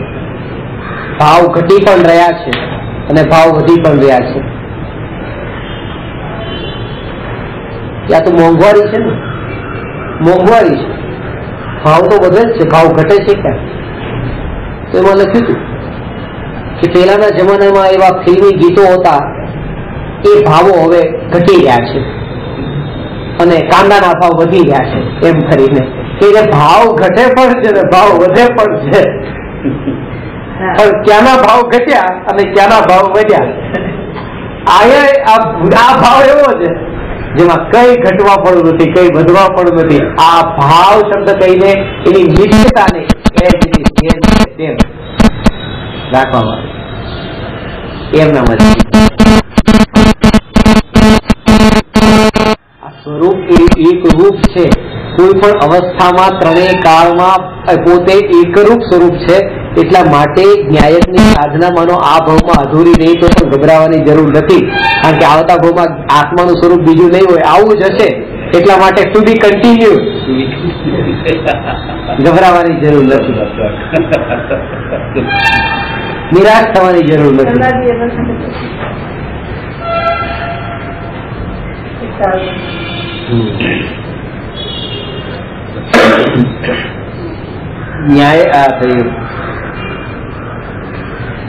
ન્યાયક ભાવ આબાળ ગોપાળ સર્વને નિત્ય અનુભવમાં આવી રહ્યો છે, પરંતુ ન્યાયક ભાવમાં એકત્વ સ્થાપિત થયું નથી, તેથી સમ્યક દર્શન રૂપી ફળ પણ મળ્યું નથી.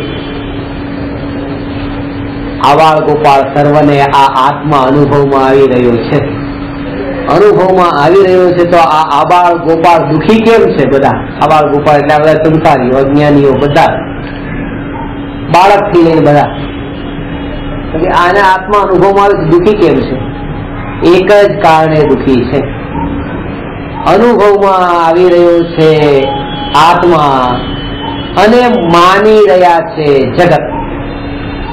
અનુભવ કરી રહ્યા છે આત્માનો અને માની રહ્યા છે કે આ અનુભવ થઈ રહ્યો છે જગત. આટલી જ માન્યતાના કારણે આબાળ ગોપાળ સર્વને આત્મા અનુભવમાં આવતો હોવા છતાંય આત્માનો અતિન્દ્રિય આનંદ પર્યાયમાં વ્યક્ત થતો નથી.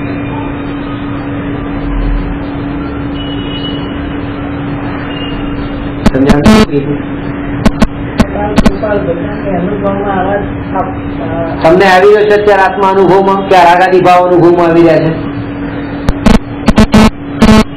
ત્યાં તો દશા છે ને, સંસાર દશા છે, મિથ્યાત્વની ભૂમિકા છે. તો અત્યારે આ આત્મા અનુભવમાં આવી રહ્યો છે કે રાગાદી ભાવ અનુભવમાં આવી રહ્યો છે?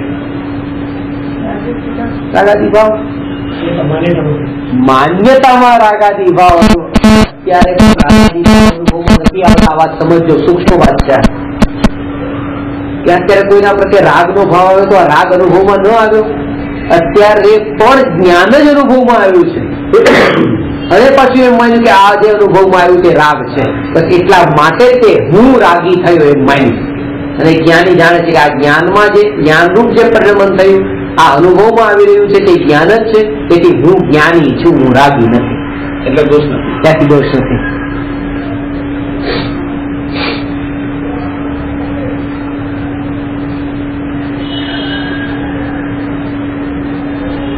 અત્યારે પણ અનુભવમાં આવી રહ્યો છે પ્રતિ સમય એ આત્માનું જ્ઞાન જ છે, જ્ઞાન જ છે.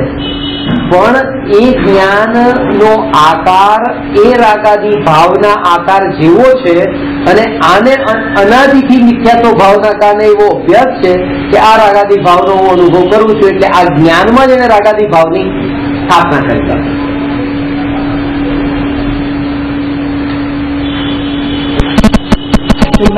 માની લીધેલો છે, માની લીધેલો છે.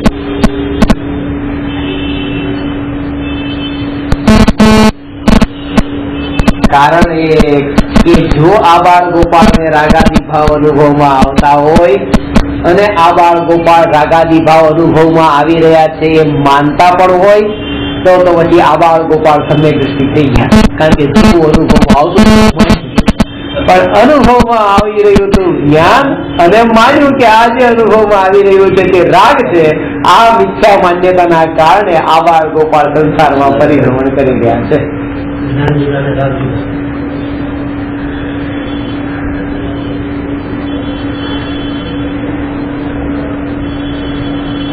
ઢીલા પડવાની જરૂર નથી. હવે થોડું મક્કમ થવાનું છે, ઢીલા નહીં પડવું, ભાવનાઓમાં વહી નહીં જવું. આ મારો દીકરો, આ મારા ભાઈ, આ મારા મમ્મી, આ મારું ઘર, વહી જવાની સંભાવના પૂરેપૂરી છે. કારણ કે સંસ્કાર એવો દ્રઢ અંદરમાં ખીચોખીચ ભરેલો પડ્યો છે. થોડોક એવી રીતે આગળનો વિચાર એકવાર કરે, આની પછી આની પછી આની પછી. કાળ અનંત છે, સંયોગો ક્ષણિક છે, તેથી કરીને એ સંયોગો માટે હું પોતે પોતાને ભૂલી જાઉં આ યોગ્ય નથી.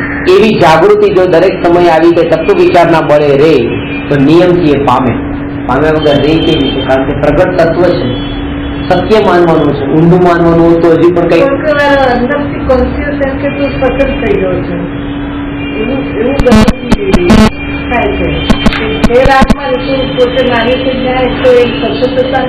કારણ કે એ જે તમે કીધું ને કે હું છે રાગમાં અને પોતાને જ્ઞાન માને છે, એને સ્વચ્છંદી જેવું લાગે અંદરમાં, તમને લાગે ને કોન્શિયસમાં કે એવું લાગે છે કે હું જો આ એ સ્વચ્છંદી થઈ રહ્યો તો ત્યાં એમ સમજવું કે આ જે સ્વચ્છંદી થવાનું કેમ વિચાર આવ્યો? કારણ કે ત્યાં અપેક્ષા ઘટિત કરી નથી સમજાય કે દ્રવ્ય સ્વભાવથી હું આવો છું. એ વાત જાણી હોય તો પછી ક્યાં વાંધો? સ્વચ્છંદીનો સવાલ જ હતો. પર્યાયમાં આવો છું એમ કીધું તો જ બરાબર છે. પર્યાયમાં રાગ હતો, પર્યાયમાં થયેલા રાગનો સ્વીકાર નથી કરતો. અહીંયા કહે છે કે દ્રવ્ય સ્વભાવથી હું આવો છું અને દ્રવ્ય સ્વભાવ એ મારું અસલી સ્વરૂપ છે. પર્યાય તો ક્ષણવર્તી છે ને પલટાય છે, એ અનિત્ય છે. દેવ દર્શનમાં જ એવું કીધું છે કે પ્રભુ તમે મોં સરખા છીએ, દરેક દ્રષ્ટિએ સરખા છીએ.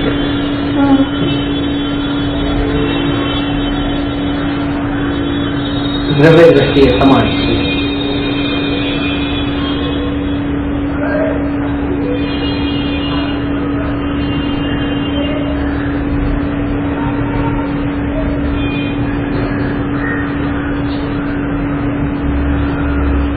અત્યારે શેઠ છીએ અને જેને કઈ આપી રહ્યા છીએ ભિખારીને 2-5 રૂપિયા. યાદ રાખવું કે આવતીકાલે મારા દિવસો પણ આવી શકે છે.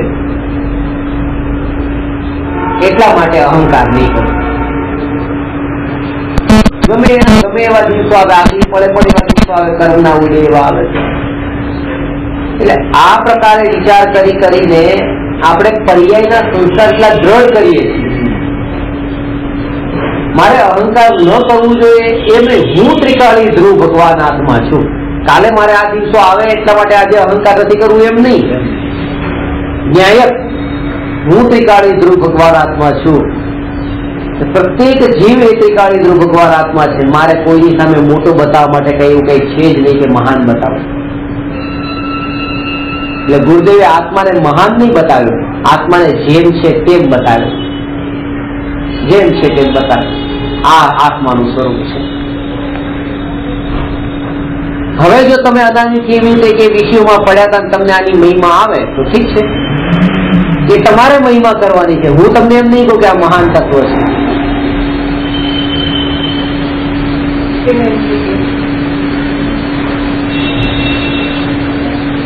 એ તો કોઈ પણ કરે કે જે વાતનો ઉપદેશ આપે છે એ વાતના ગુણગાન ગાય કે ભાઈ આ વસ્તુ બહુ, દરેક દુકાનદાર કે આ વસ્તુ સારી, આ વસ્તુ સારી, આ વસ્તુ સારી.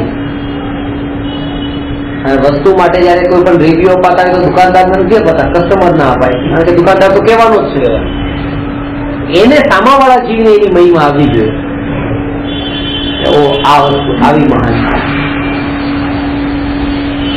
એટલા માટે કુંદકુંદાચાર્ય કીધું અનુભવ પ્રમાણથી.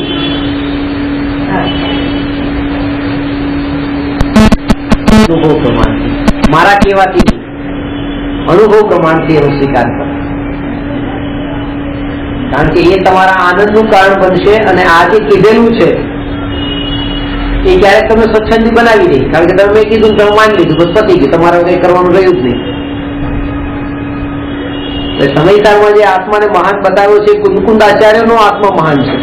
કારણ કે એ કુંદકુંદાચાર્યનો અનુભવ થયો હતો. એ મહાન છે કુંદકુંદાચાર્યને. લોકાલોકને જાણનારી આત્મા કુંદકુંદાચાર્યનો છે. મારો આત્મા તો લોકાલોકને જાણનારો ત્યારે જયારે હું એને જાણું કે હું આત્મા લોકાલોકને જાણનારો, ત્યારે એ લોકાલોકને જાણનારો.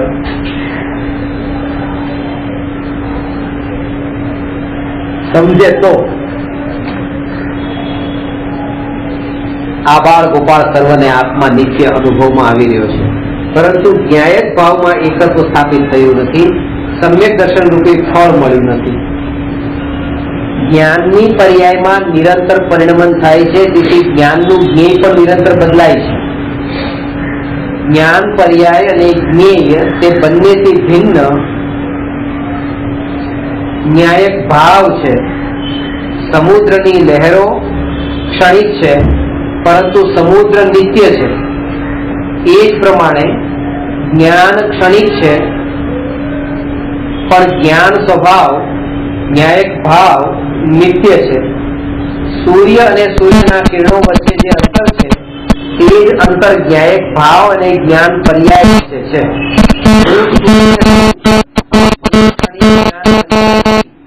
એવું કિરણ નથી. ક્ષણિક પર્યાયમાં એકત્વ કરવાનું ફળ નિગોદના જીવની તીવ્ર વેદના સમાન છે. વાત સમજાવી?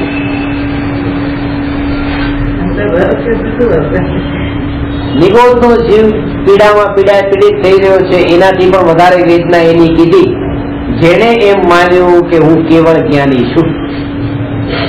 કારણ કે કેવળ જ્ઞાન પર્યાય છે. પર્યાય એક સમયની છે અને એક સમયની પર્યાયનો જન્મ છે, એનું મરણ પણ છે. અને આને માન્યું કે હું જન્મ્યો હું મર્યો, હું જન્મ્યો હું મર્યો. દરેક સમયે માન્યું પાછું હું જન્મ્યો ને હું મર્યો. નિગોતો જીવતો શ્વાસ નહીં એટલા ટાઈમમાં 18 વાર જ માને છે. આ તો જેટલા સમય વીત્યા એટલા વાર એમ માન્યું કે હું જન્મ્યો ને હું મર્યો, હું જન્મ્યો ને હું મર્યો. એમ નિગોતીઓ જીવ જેમ જન્મ મરણ ના વિકલ્પોથી દુઃખી થાય છે એમ આ જીવ પણ. અને એ બધા કેવળ જ્ઞાન શું છે? પર્યાયમાં એકત્વ સ્થાપિત કર્યું ને કે હું આ પર્યાય ઉત્પન્ન થયું માને હું ઉત્પન્ન થયું, પર્યાય બે છે તો માને હું બે છે. એટલા માટે ઘરને મારું માનવામાંથી તો કેટલાય નીકળી જાય, ઘર છોડી નીકળી જાય, પરિવારમાંથી નીકળી જાય, પણ આ જે વિકલ્પો ઉત્પન્ન થયા એ પણ હું નહીં, એમાં પણ એકત્વ. કારણ કે એમાં પણ એકત્વ કર્યું એનો મતલબ એ કે નિગોદથી વધારે દુઃખી થયો.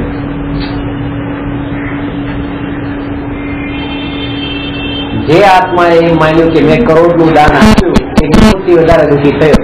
કારણ કે આ ભાવ તો મર્યો પાછો નવો જન્મ થયો, પાછો મર્યો નવો જન્મ થયો. નિગોદિયાની જેમ પોતાના જન્મ મરણ એને માન્યા. બહુ સૂક્ષ્મ વાત છે.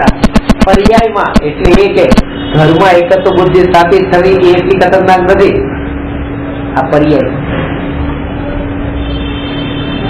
અને એ એમ કહે છે કે મને ઘર મારું નથી, ખબર પડી ગઈ છે. મારા ઘર ભણો મારા ઘર છોડી દીધું, પરિવાર છોડી દીધું, હવે એ અમારા નથી ખબર પડી ગઈ, અમારા નથી એ ખબર પડી ગઈ છે. પણ આ રાગ મારો નથી એ ખબર નથી પડતી. એ પણ પોતાનું નથી, એ પણ છોડીને જવાનો છે, એ પણ ટકનાર નથી. મેં તમારે કેમ આવી રીતે ઊંધેથી શરૂઆત થઈ કે કેમ કે ઘર મારું નથી તમને ખબર પડી તો ઘર કેટલા વર્ષ સુધી તમારી સાથે રહ્યું? તો કે 30 વર્ષ, 25 વર્ષ, 50 વર્ષ જે, અને દીકરા પરિવારજનો આ બધું તો 20 વર્ષ, 25, 50 વર્ષ સુધી જે તમારી સાથે રહે છે, તમને એમાં ખબર પડી ગઈ કે આ ક્ષણભંગુર છે, આ ક્ષણિક છે. અને જે રાગ એક સમયથી વધારે રહેતો નથી એ તમને ક્ષણિક નહીં લાગે. પેલો છોકરા ક્ષણભંગુર લાગ્યા કે આ તો ભાઈ ક્ષણભર માટે છે, આ ઘરમાં ક્યાં રાખે, આ તો ક્ષણિક છે. અને આ રાગ એ હજી ક્ષણિક જ લાગ્યો, આ તો ઊંધું થયું. અને શરૂઆત જ આવી થાય કે આ ક્ષણભંગુર છે અને આ તો હજી આટલું લાગતું હતું. ખરેખર એવું છે, બધું એક સમયમાં એક સાથે થાય છે. કોઈ પણ પર્યાય માત્ર એ અનિત્ય છે અને ન્યાયક નિત્ય છે. ક્ષણિકનો બોધ થાય છે ત્યારે જ નિત્યનો અનુભવ થાય છે. નિત્યનો અનુભવ એટલે આ ન્યાયકનો અનુભવ. એ વાત અહીંયા બતાવી. હવે એ ન્યાયક હજુ વધારે સ્પષ્ટ કરો, આવું શિષ્ય કહે છે. હજુ એટલો સ્પષ્ટ નથી થયો ત્યારે પ્રશ્ન 293મો છે, જેમાં એ કહે છે આત્મા વચન ગોચર છે કે વચન અગોચર સ્પષ્ટ કરો. વાત એ જ બતાવશે કે જેટલું વચનમાં આવી શક્યું એટલું બતાવ્યું, હવે વધારે આવી શકે એટલું નથી. હવે અનુભવમાં આવશે. અને કેવી રીતે, કયું વચનમાં આવે, કયું વચનમાં ન આવે, કોને આવે, કોને ન આવે, વચનમાં આવે એના થકી વચનમાં ન આવે એવા સ્વરૂપ સુધી કેવી રીતે પહોંચવું, એ વિધિ બહુ મહત્વની છે, જે આવતી વખતે આપણે લઈશું. નમો અરહંતાણમ નમો સિદ્ધાણમ નમો આયર્યાણમ નમો ઉવજ્જાયાણમ નમો લોય સવસા